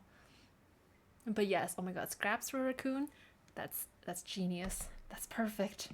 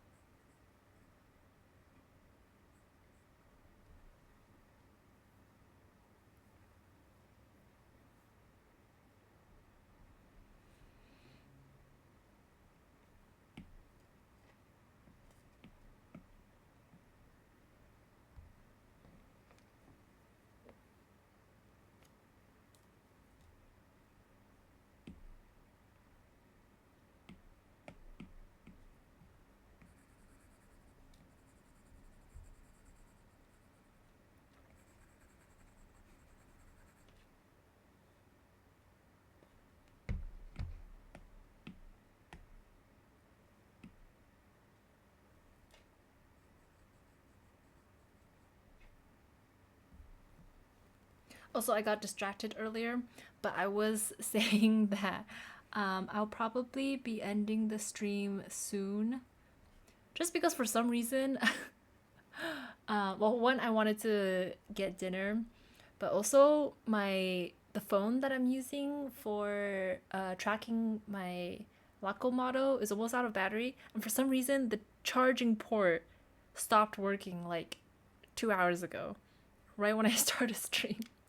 It was giving me the warning that there was like liquid in the port or something. I've never gotten a warning like that before, and this phone has also not been near water. So I gotta figure out what's going on with that. But I'm gonna just finish up with coloring the line art for Zippy. And then I think we'll call it here.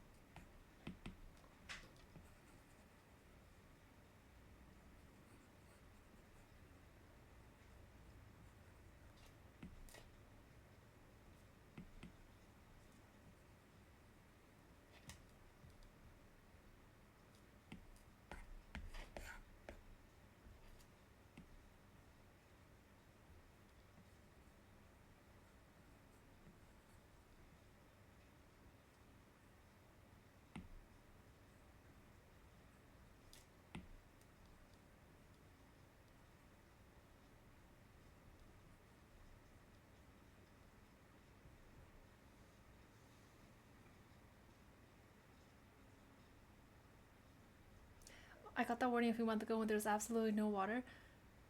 I turn on this for like try and get if you have a wireless MagSafe charger. Oh, I don't have a MagSafe charger. And also I think this phone model, I basically use my old iPhone for my streaming phone, and I'm not sure if it's a model that's compatible with MagSafe. But you know what? I will try that. I will try turning it off later and then maybe just using a hair dryer on the port. Yeah, I was so shocked when I saw um the alert pop up because I've never seen that alert at all, and I actually thought it was like a spam thingy or something. Oh, hello Raiders. Hello. Hi Caliente. Welcome to the stream. Let me try. Okay, oh, thank you, Toki. I was trying to do a shout out earlier for Yuli and it wasn't working. Oh my god. Thank you so much, Toki, for saving me. Hi, Raiders. Welcome. I'm sorry, Yuli. My name is Gina. I am the artist and small business owner. Right now, I'm working on drawing keychains for my currently ongoing plushie backer kit campaign.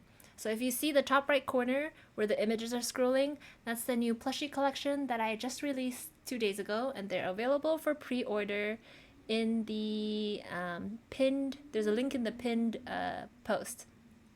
I also make other merchandise. This is a little collage that I did of some of the merch that I've made. I've designed pins, stickers, bags, apparels, hats, plushies. So this is just a little sample of what I have. And then I don't stream too often, but when I do, it's mostly art streams. So welcome to the stream. And thank you so much again, Kat, for rating.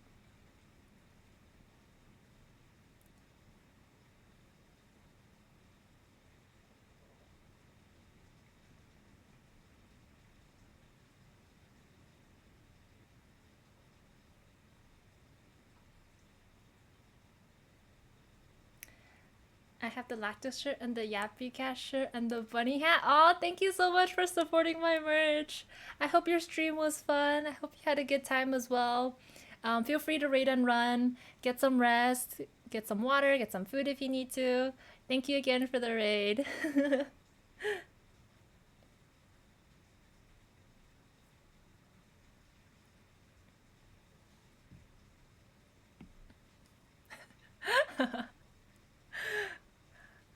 Right before you guys raided in, I was just telling my chat that I was planning on ending stream after finishing the liner, but I'll hang around for just a little bit more. Um, but my my Laco model might die halfway because my streaming phone is almost out of battery. And for some reason, it was giving me this warning that said there was liquid in the charging port, even though this phone has not been near water. And it was my first time ever getting that alert. So it turns out my phone hasn't been charging for the past like 2.5 hours, and it's on the last like 5% battery, I think. Um, so yes, otter model might die, but I'll stick around a little bit longer.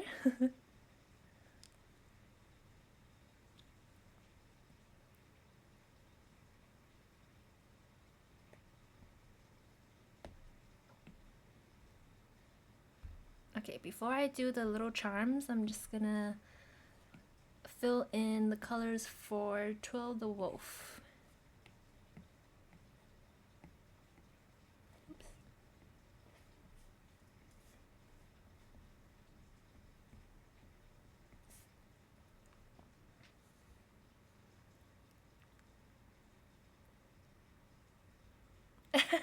Yeah, have a good lurk, cat. Thank you again for the raid. Take care.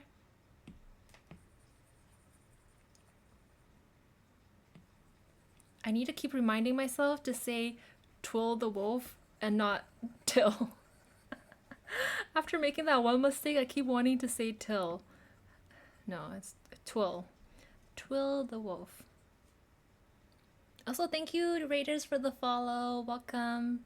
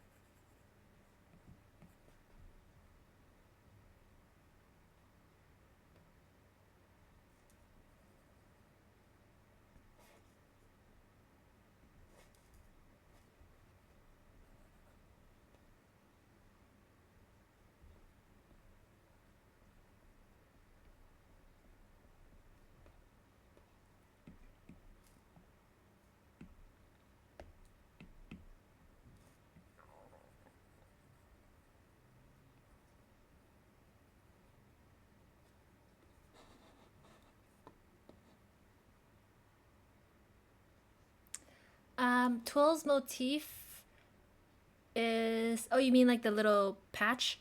His is a diamond.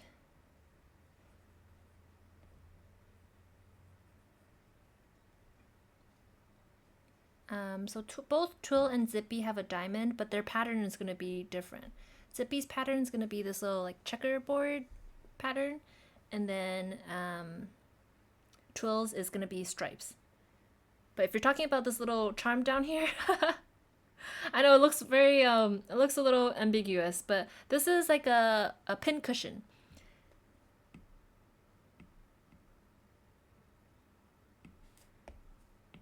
To keep up with the whole sewing theme, sewing and plushies theme, I decided to do a little pin cushion for Twill.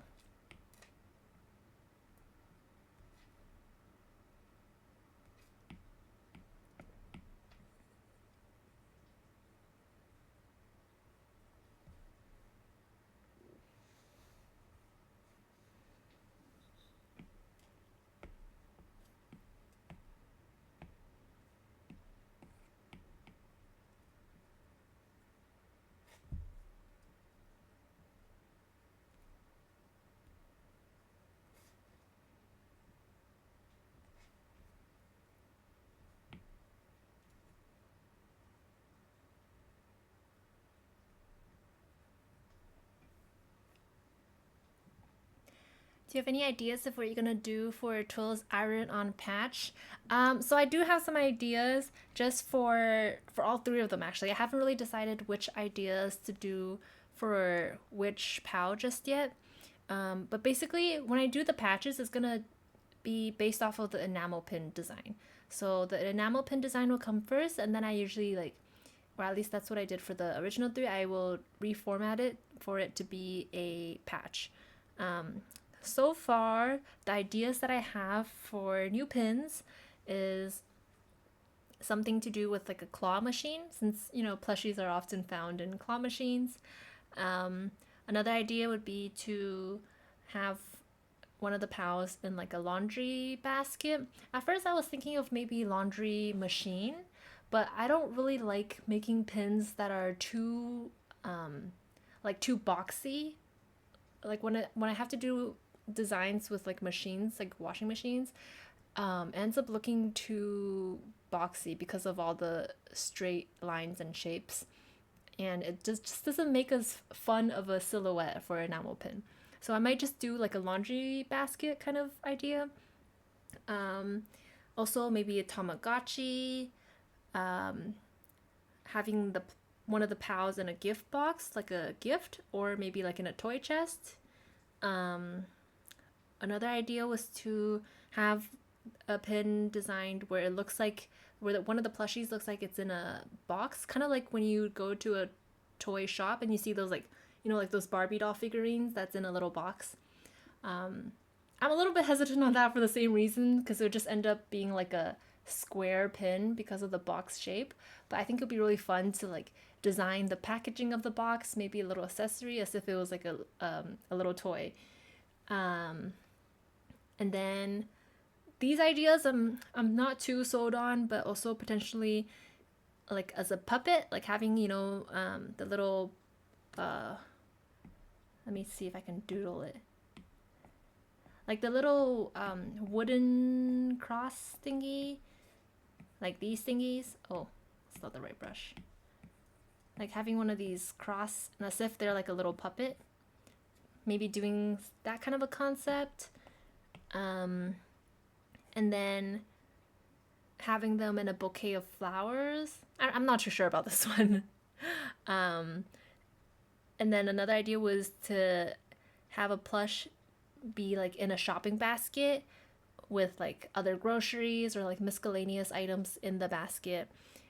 But that one is pretty similar to some of the other ideas, like the laundry basket idea and the toy store packaging box idea. So I'm not too sure about that. But these are the ideas I have so far. If we unlock the sheep, I'm probably gonna do something that's more like sleepy vibes. Um, I already used like the plushies in bed kind of concept for the collaboration pin that I designed. So that's the freebie pin that you get for backing both me and Corkery's backer kit projects. That one features Buttons the bunny and their Sakura bear in like a little bed under the covers together. So I don't really want to do something that's too similar to that, but sleepy vibes for sure for the sheep. A shaker kitchen would be cute as a laundry machine with the patchwork pals inside. Wait, that is a really cute idea. You guys are geniuses. Oh my god, I'm gonna write that down as a maybe like additional add-on that you can do.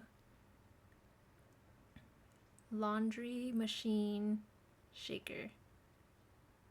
That gets rid of my regret of not being able to make a laundry machine pin, but honestly, a laundry machine shaker would be much more fitting, and you can shake the little pals around inside. I feel like Tool should have something to do with nighttime or like being abandoned under her bed. Ooh, actually, that's a good idea too. Like, because a lot of kids they like to think of their little plushies as their guardians for monsters. I'm gonna write that down. Sometimes my head is just empty and I can't come up with good enough ideas. So I'm very thankful for you guys for suggesting. Let's see, nightmare / under bed idea.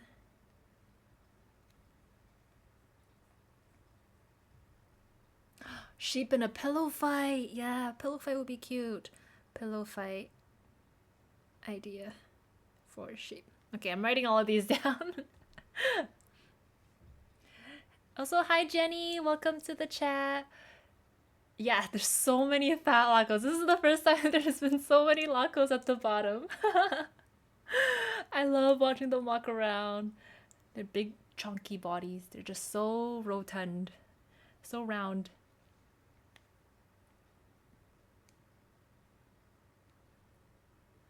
All right, I'm very excited for these new ideas.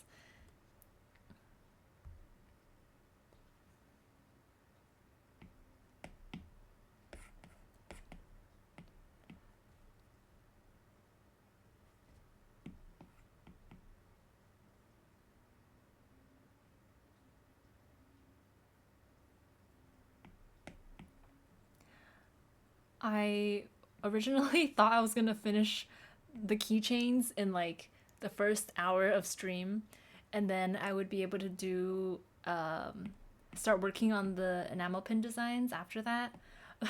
But since I'm so bad at multitasking and like reading chat and talking at the same time as drawing, my progress has been a lot slower than I imagined. So I might just end up doing a second stream sometime next week, hopefully, where I'll work on the enamel pins together with you guys.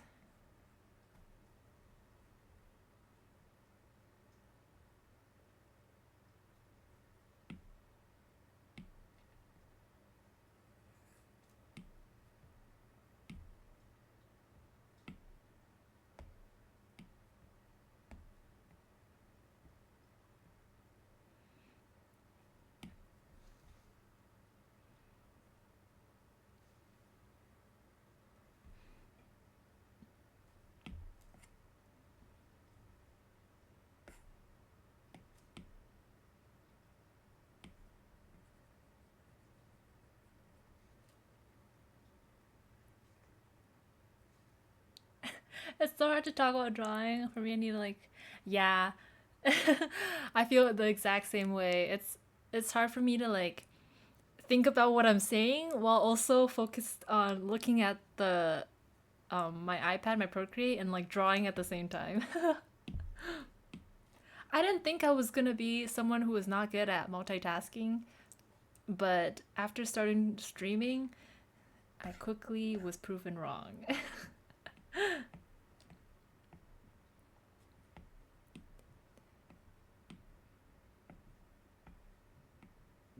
And also, I also don't have like a really good setup, just in terms of how things are placed on my table right now.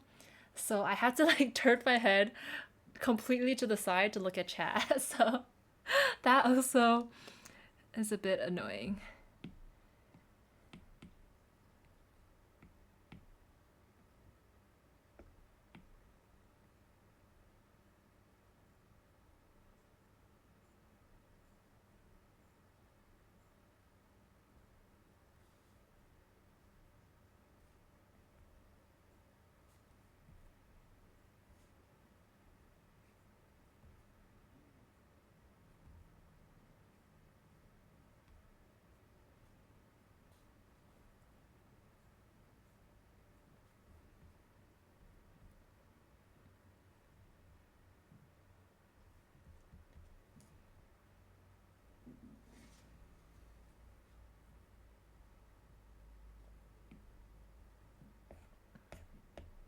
All right, next is Laco the Otter. I think we'll just finish filling in the colors for the main POW charms, and then we'll call it there.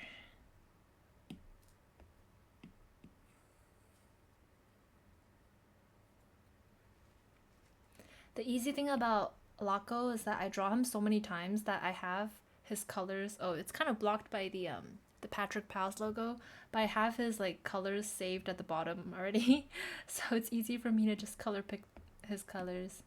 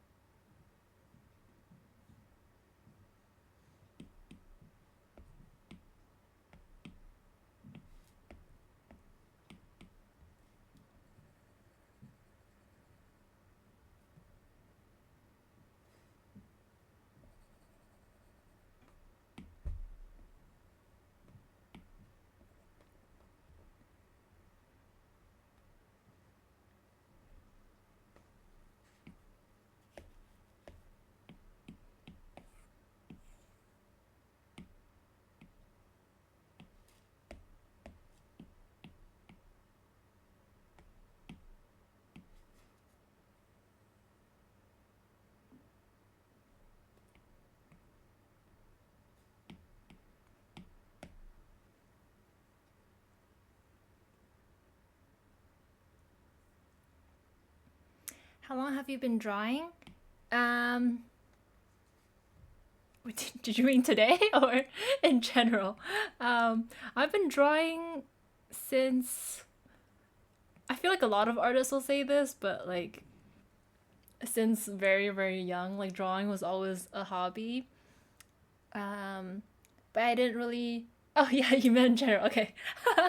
Yeah, I've been drawing ever since I was very young, just as a hobby, just for fun. Like I wasn't really into sports or music. Art was more of my hobby.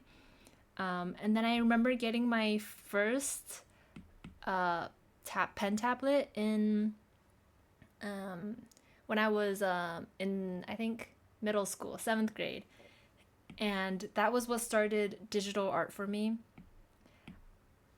I used to draw a lot of like chibis, like anime style stuff. I wasn't that good at it, but that was what I used to draw. I was back when I was on DeviantArt back when DeviantArt was still normal and not, overrun with AI and bots and all of that. Um, and then I started drawing more of like I guess the chibi animal style that you see um, my brand being based off of since 2020. So before 2020, I was still drawing like anime girls, anime characters, anime guys, chibis, that kind of stuff. And then in 2020, I was like, oh man, I really want to do something about my passion for sea otters. So what if I made like something sea otter based and actually made real merchandise for once? And I had this like complete brain rot phase where I was just like researching nonstop about enamel pins, how to design them, how to make them for like 2 weeks straight, and finally decided to do the initial Sakura Otter enamel pin collection and make that first Kickstarter back in early 2020. That it was before COVID happened, or before the COVID lockdown started happening. And then the lockdowns happened, and I was like, okay, now I have a lot of time to potentially do more merch designs and stuff like that. And then that was how my brand started. I'm so excited for a little otter plushie. Thank you, me too. He's gonna be like a different size and like composition, I guess you could say, than the original Loco plushies. So I'm really excited because the original Loco plushies are a little bit more stiffer and they're like in that fixed sitting pose. But this guy, he's gonna be like, you can grab him in your hands, you can like move his arms and legs. So I'm very excited for that as well.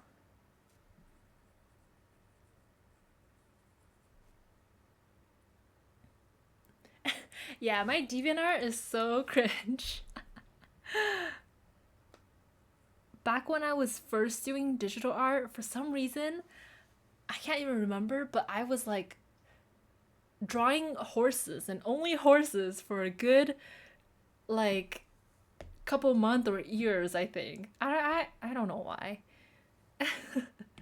So a lot of like the original artwork on my DeviantArt, which I'm pretty sure I have since privated or archived, was just like horse drawings.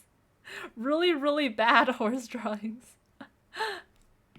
But that was, I'm talking, this was like early middle school years.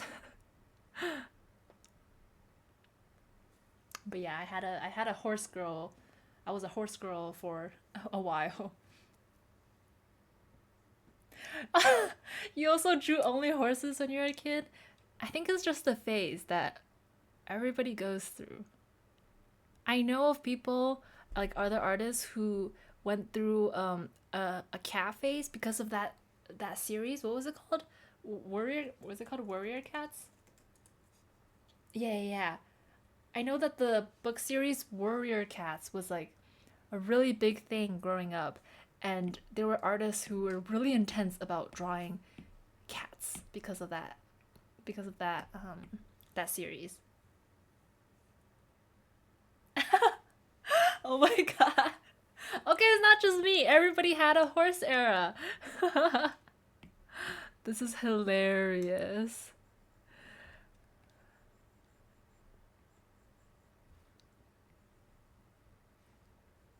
I did like horses a lot though when I was younger. I loved otters still the most, but I think I don't know, for some reason I didn't really draw otters. I was just really into drawing horses. I also had a phase, I guess, where I was really into pixel art, but it's not like good pixel art. It's just like emojis or like the little yellow round emojis you see, but they'd be like doing things, I guess. Um, yeah, I had a pixel art phase for a little bit. I had an adoptable phase for a little bit. I mean, if y'all were on DeviantArt, you guys know the adoptable community on DeviantArt back then was intense. It was very intense. But honestly, I really missed DeviantArt. When it was good, it was really good. I also really liked like being super into original characters and like roleplay groups and just being able to do like roleplay art and just hang out with like other people in the roleplay groups and have your OCs interact together. That was really fun. I really miss that. That was the good old DeviantArt days. Things are different there.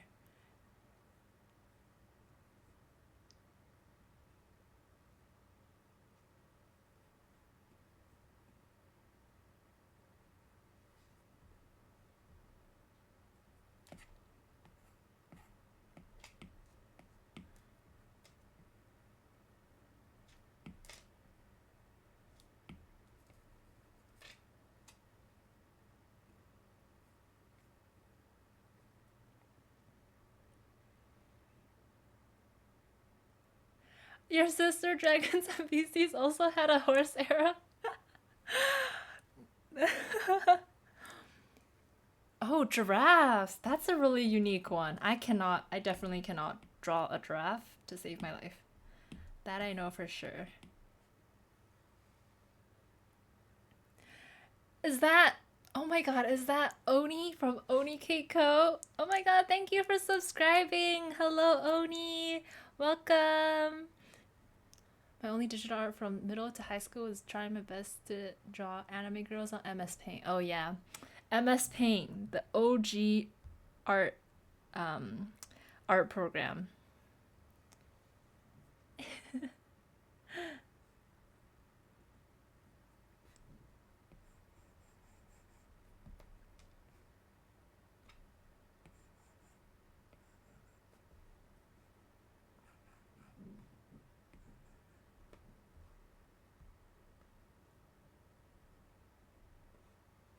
How are you doing today, Oni? How was your day? Thank you, thank you. I am just an otter today.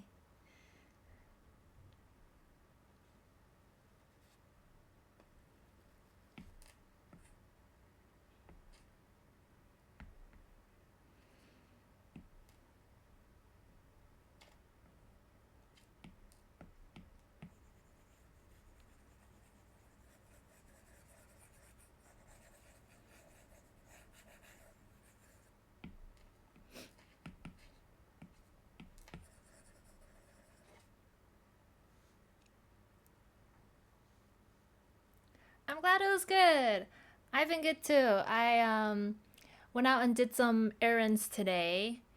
Um I went to the post office, but unfortunately I got there like 5 minutes after it closed. It was my fault. I was procrastinating on leaving my house and ended up getting there after the post office was already closed, but the self-service area was still open. So I was able to drop off my packages, but I had wanted to get more stamps for some stuff that I haven't packed yet. So unfortunately, I have to make a second trip to the post office.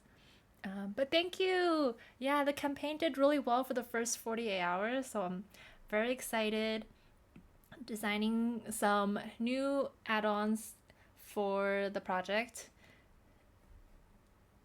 I'm like scrambling because I didn't expect the pals to be unlocked so fast, and I didn't have art prepared ahead of time of the new little guys, their keychains or enamel pin designs.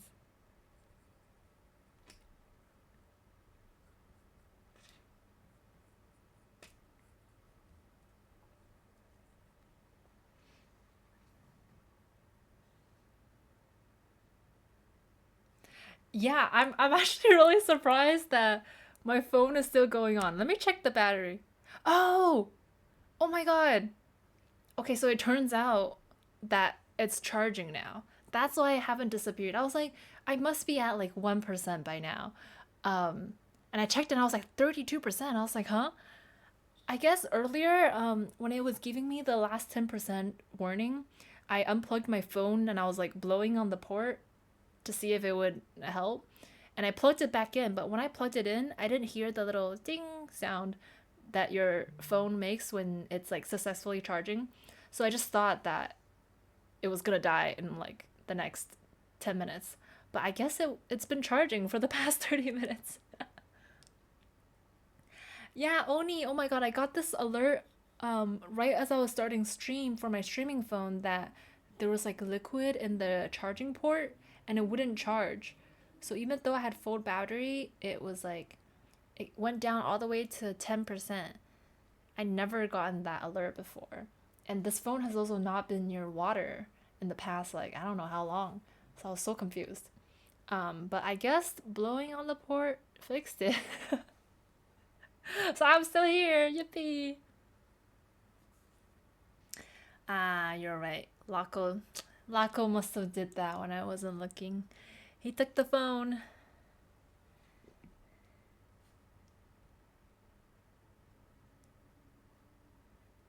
Okay, since my motto is still alive, I will color the accessory charms now.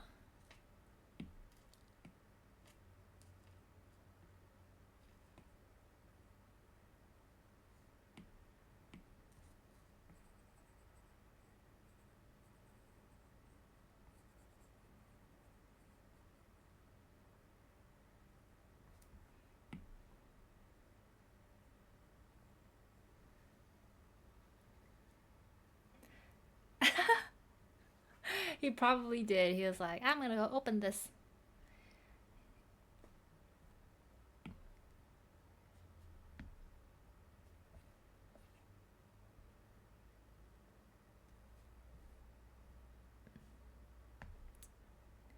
Actually, you know what? I didn't realize. I need to keep referring back to the original charms because I couldn't remember how I colored them. But it looks like I actually did pretty detailed coloring on the liner. So let me go do that first.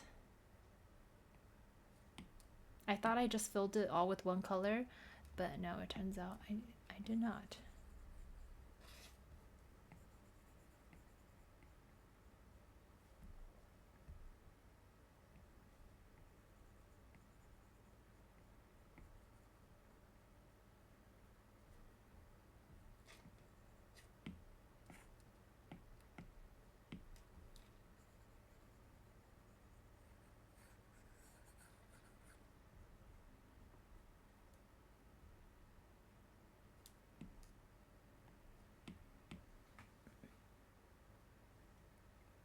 Remembering what you did on previous designs real. Oh my god.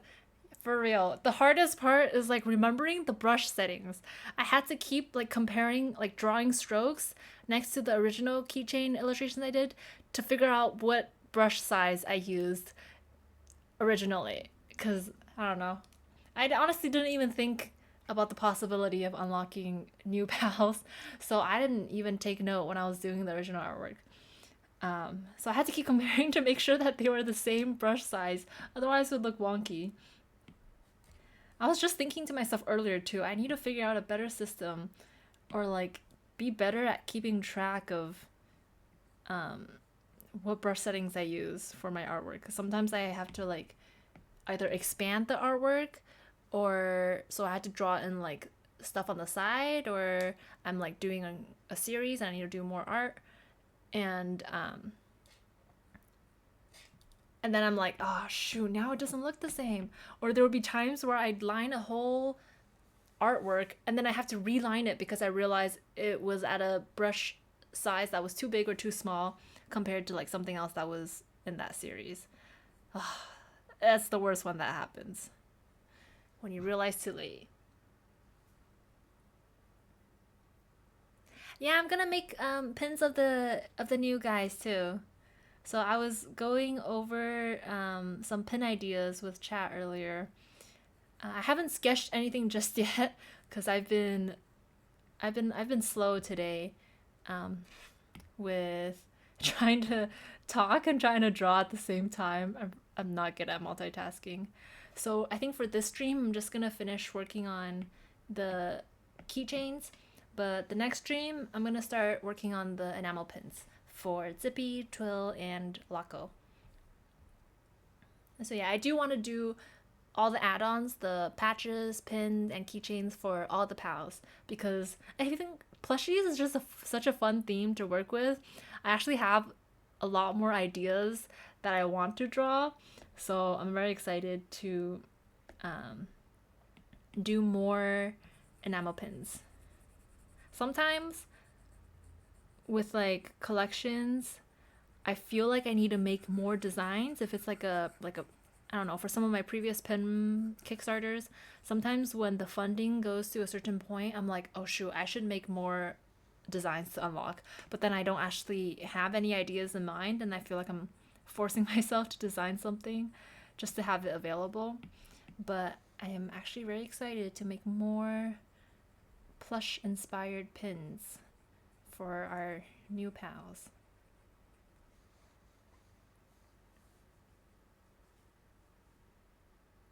I make patterns and a different line weighting than another. Yeah, it needs to be consistent, otherwise it doesn't look good. Um, TMI like note for the bunny ear bags that I have. The original collection that I did for the Kickstarter only had I believe it was 7 colors total. But then during the first round of pre-orders I did on my actual online store a year later, when the original stock sold out, I added a new color, which was the purple color. However, because that color was added separately after the fact, um, the purple bag was modeled and photographed by a different model and a photographer than the original 8. So whenever I put all the bag photos, like all the colorways of the bunny ear bag photos together next to each other, the purple one is the only one that looks off. It also does not have the same flat lay photo that I did for all the rest of the series because I bought specific clothing and accessories for each bag to match the color and to do flat lays.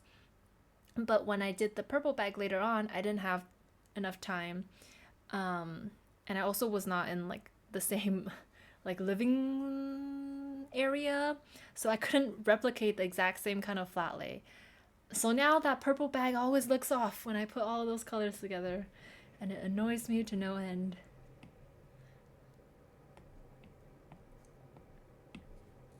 Yeah, I hate it when things are not consistent.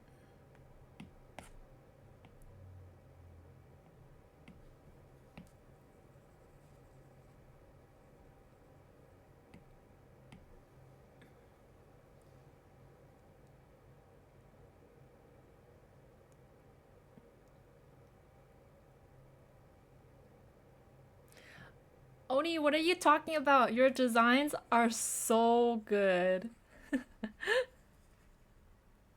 You have so many like themed designs that's just like a collection that looks so good and cohesive together.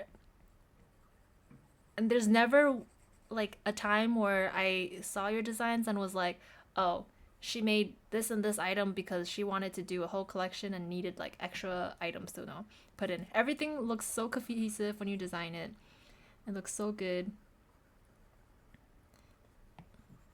I know you've been teasing a lot of upcoming merch that I can't wait to get my hands on in 2025.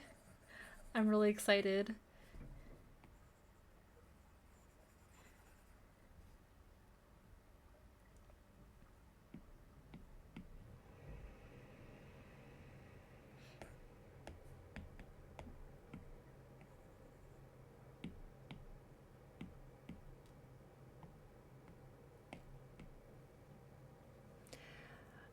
So I don't take all of my flat lays. Sometimes like for a lot of my original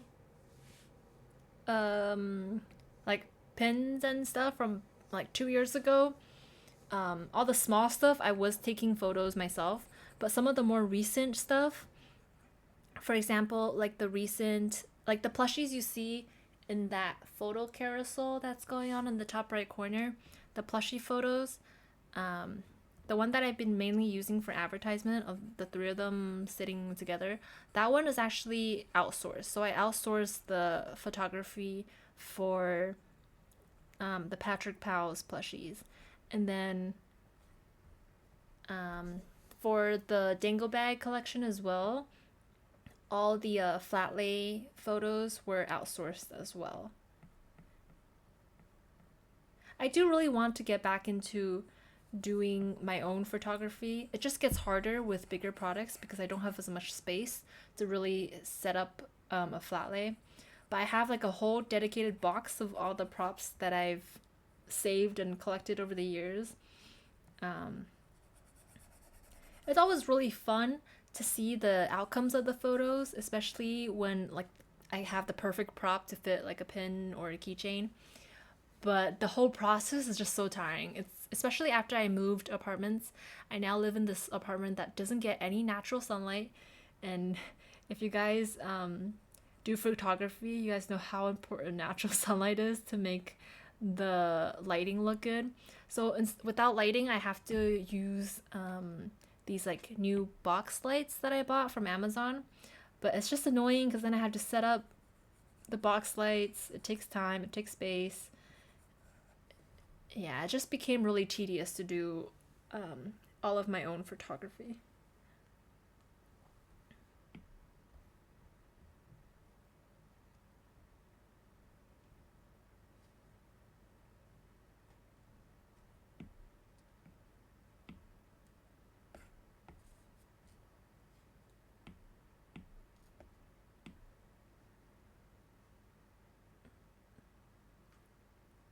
Oh, hello, Dragons and Beasties! Welcome back! Also, I totally forgot to ask you when you were here earlier, but do you have a preferred name for me to call you by? I've just been reading your whole, like, full username. Yeah, I'll honestly, outsourcing is very necessary for certain stuff. Otherwise, I feel like I just do not have enough time to do everything that is required for the small business. I mean, you guys always see those memes where artists, oops, artists are like octopuses and we have to do all of this all at once. And it's true. So I try to outsource some of the stuff that I can. When it's photography, there isn't really that much like of my personal touch that really needs to be implemented. So that's something that I'm okay with outsourcing.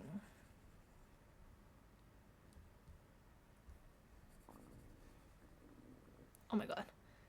My stomach was gurgling. I don't know if anybody heard that.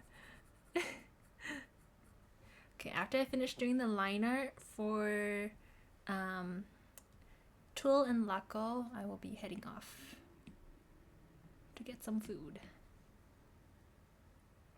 Oh, Becca! Okay, okay. Alright, nice to meet you, Becca. Yeah, I was like, hi, Dragons and Beasties are. I was like, I'm pretty sure you don't go by that. Okay, Becca. What bunny bag color is your personal favorite? Oh, that's hard. Um, hmm. Okay, well, I'm always biased because my favorite color is pink and purple. So when I added that purple bag after the original seven colors came out, it was very much like a self indulgent kind of decision, just because I wanted it. um, so I would say it's probably a tie between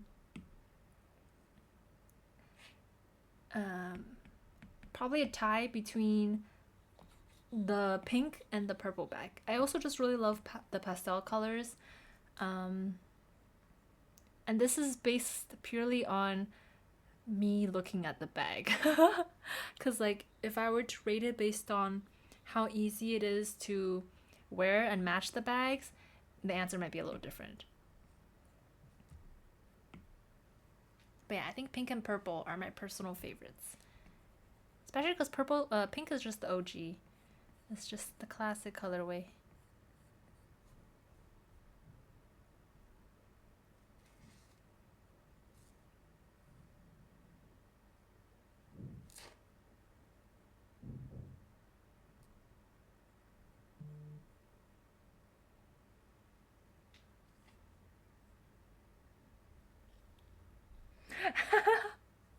Button speaking out of a pink bunny bag. Oh my god, I imagine she would look very shocked. For every pink bunny ear bag that's created, one button is used. One button the bunny is used. No, I'm just kidding. That is not true.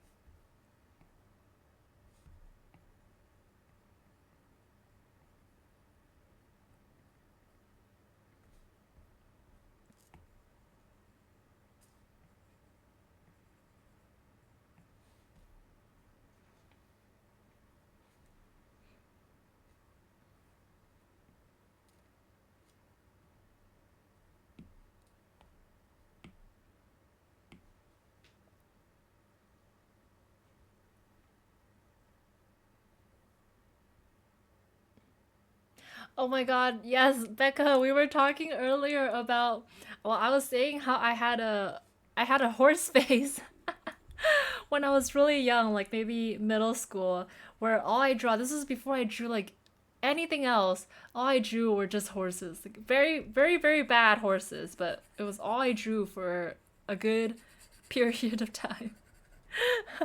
And then Reese was saying that you also had a horse face, and a lot of other people were saying that they also had a horse era as well. I guess it's just something that all artists go through. We all have a horse era, or I guess a lot of artists did.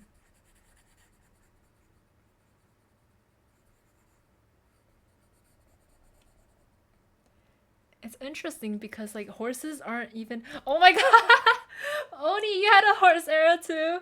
That's so funny. Yeah, I think horses is just really fun, but it's like they're not even easy to draw like compared to like cats, bunnies, and dogs. But yeah, horses are fun because you can draw them in so many different like running poses, and it was just fun looking at ref photos too. I mean, I really liked horses in general, so it was really fun looking at like photos of like pretty horses. There's this one, those ones with like fancy braided hair, with like really sleek fur and stuff.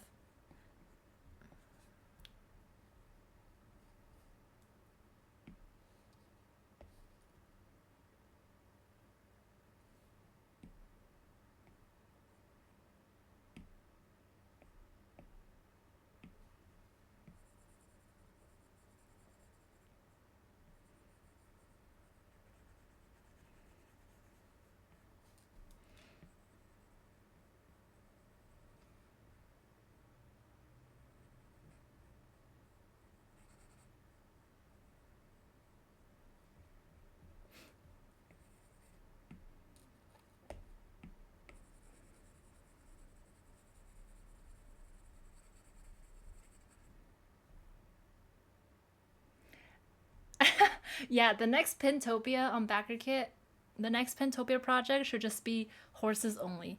Any format. Could be plushies, could be pins, could be, I don't know, prints, card games, online games, but horses only. That would be fun. I'm actually very excited because next year is the year of the horse, I think. Let me think. 鼠牛虎兔龙蛇马. Yes, next year after the year of the snake is the year of the horse. So, time for me to brush up on my horse drawing skills. Which, by the way, is still not good.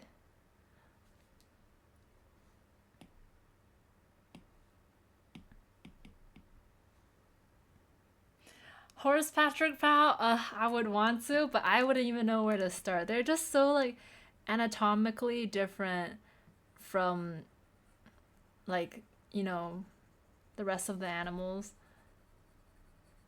Because I don't know how like a round-faced horse would look.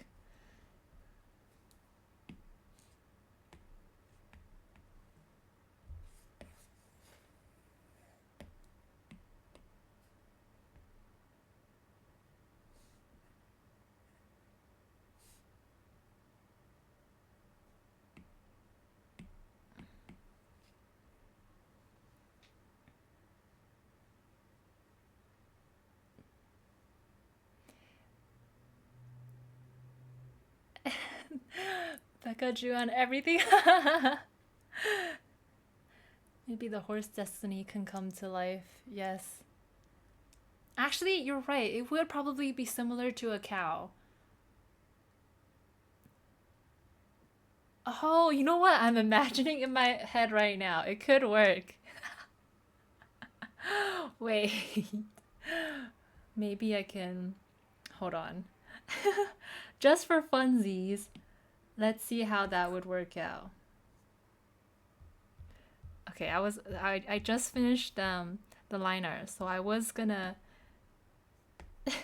end the stream, but now I want to see what a horse Patrick Powell look like.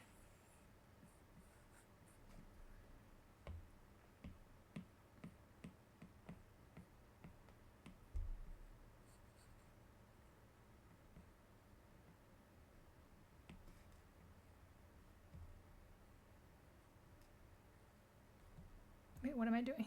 Hold on.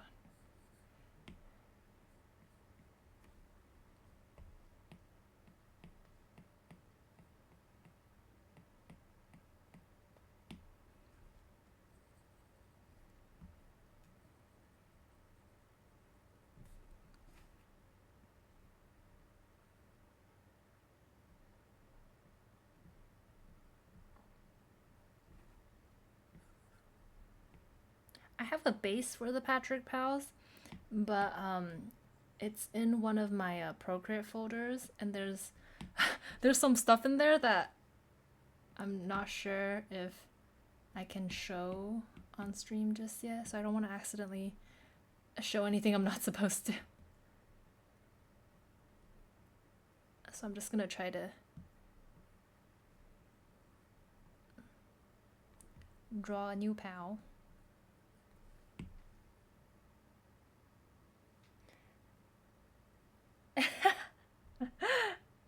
Gina NDA. It's not really NDA, it's just stuff that I'm like sketching that I don't know about yet, or it's like maybe potential future collections that I don't want to review just yet.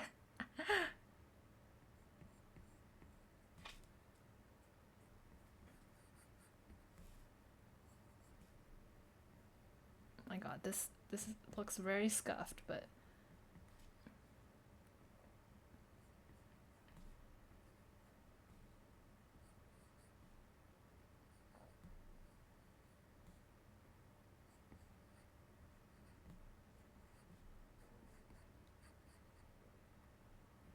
oh my god, the head shape is so wonky.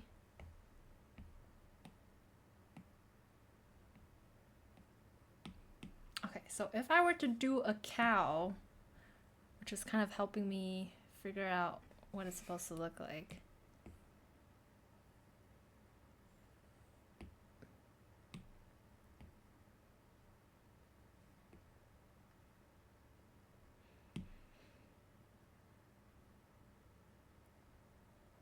Mm, so it's gonna have the little.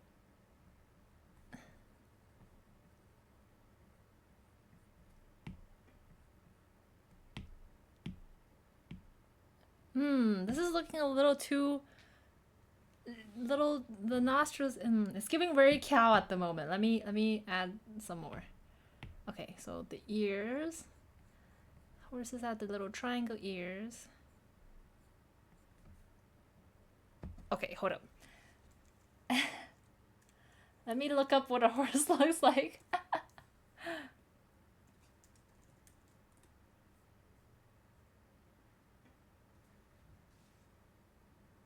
Okay, yeah, so the ears do look kind of like this.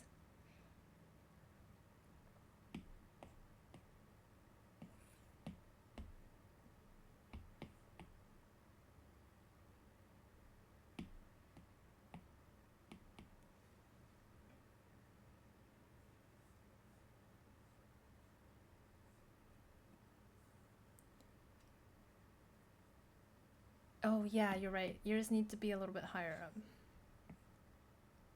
Maybe like here.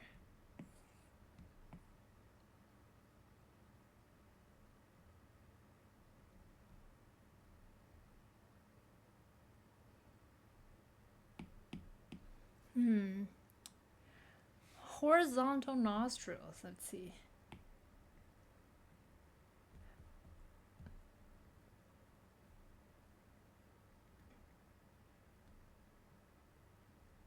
Maybe like this?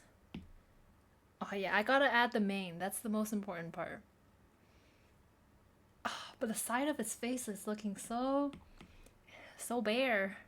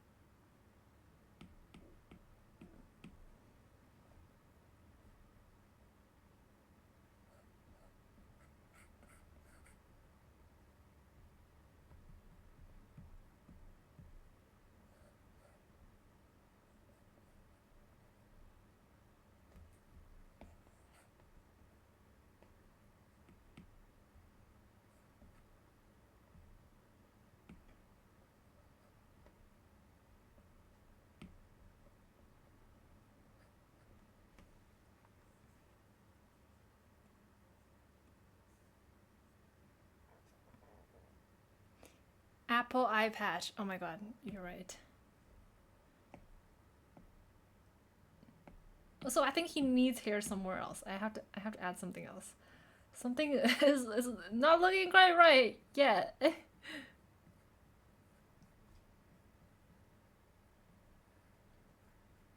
Also, did you guys know there's apple-shaped buttons?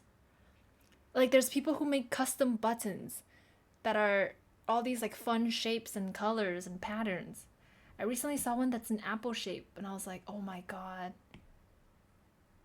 That would actually be really cute for um I feel like for the raccoon character as well. Maybe, I don't know.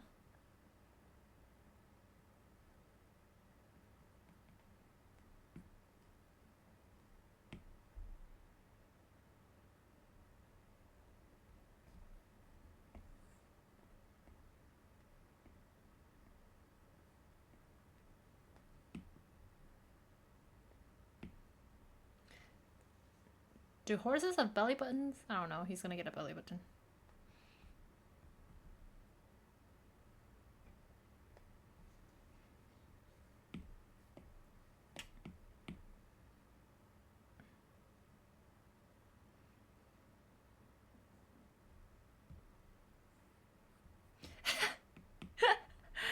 What if he just has a bob? Looks kind of like Miss Piggy. Not a question uh, I've pondered. You're right. Oh right, the diamond on the forehead. I think that would go with the colors. You're right. But yes, that is a horse staple.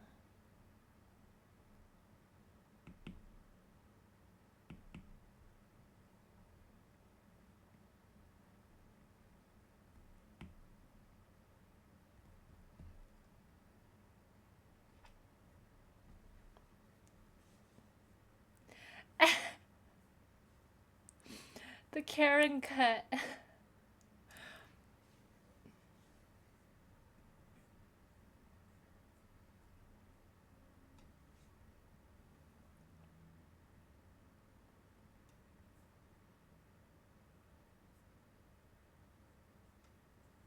I'm like, why does this horse look so bold still?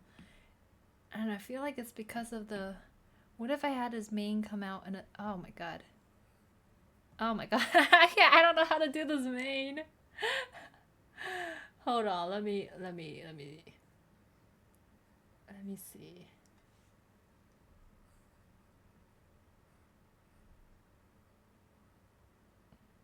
It would only work. I can only draw it on one side. It would look weird. It would just look like hair if it was on both sides. But realistically, it would be on the back. Hmm.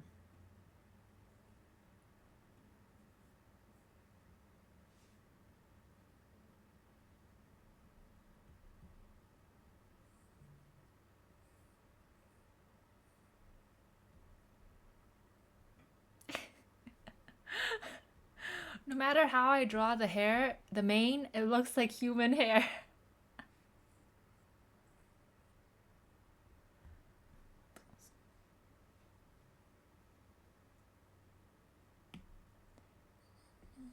Na, na, na.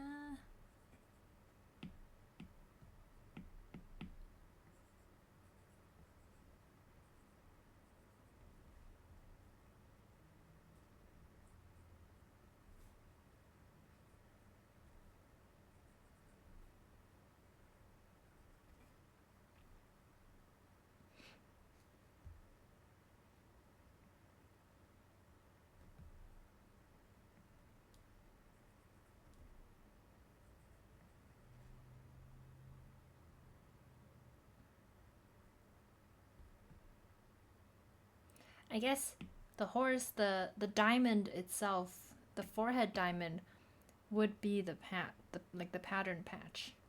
So the patch would be here, here, and here.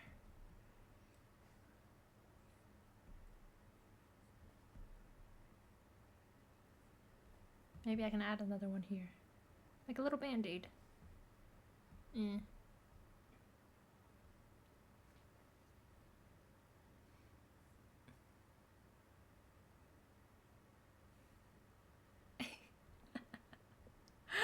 Feeling very I don't know. I think maybe it's the nose as well. Something is just so off about him. Why? I need to look at more horse photos. Okay, this nose is still giving cow, I think.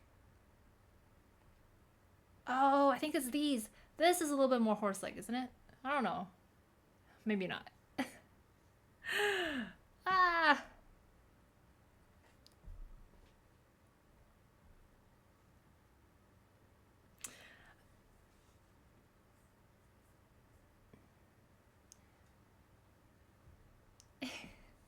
I think it look better when colored. He looks a little emo with the side hair. Yeah, he does. Yeah, honestly, brown with like white for the diamond and for the patches because I really like brown and white horses. And then red for like the accessory color. I don't know. I'm still okay. I'm still not sold on the hair and the shape, but this is also not the normal. Oh, white socks too. But this is also not the usual base that I use. So the proportions are also a little bit wonky.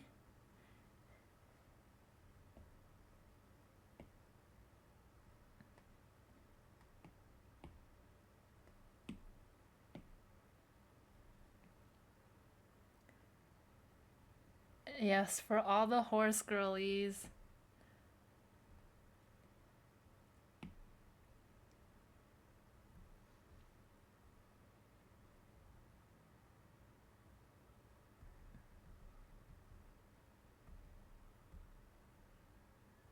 All right, TBD, TBD, guys. I'll maybe try sketching it on my own, but we still gotta. It's definitely, if the horse is an option, it's definitely gonna come after all the other four top contenders that we still have to um, meet the funding goals for.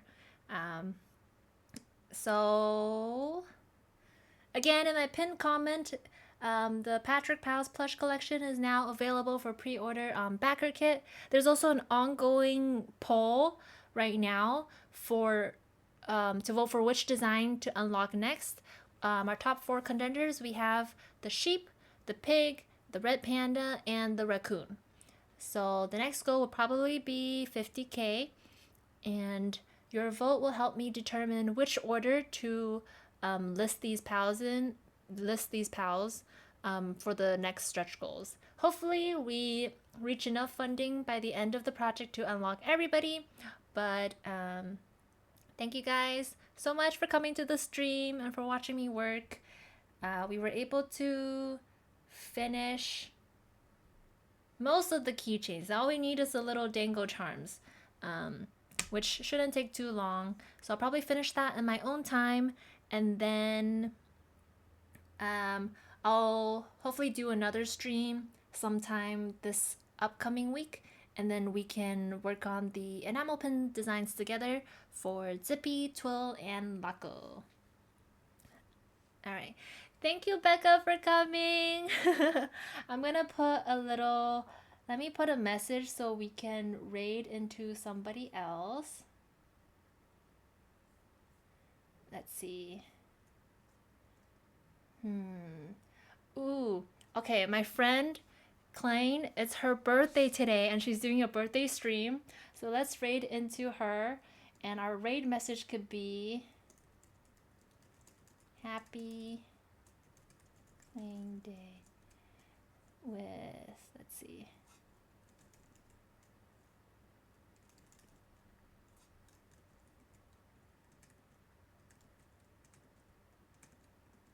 Okay, this will be our raid message.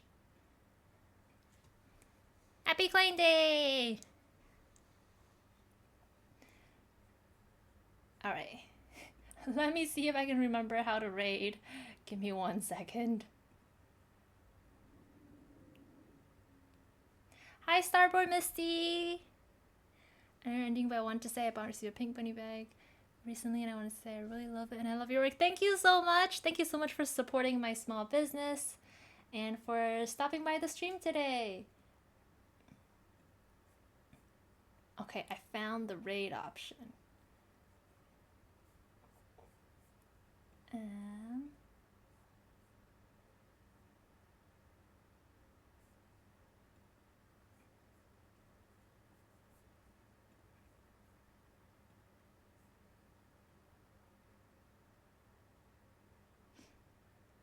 Alright, are you guys ready? Let me post the raid message again. It's gonna be Happy Klein Day.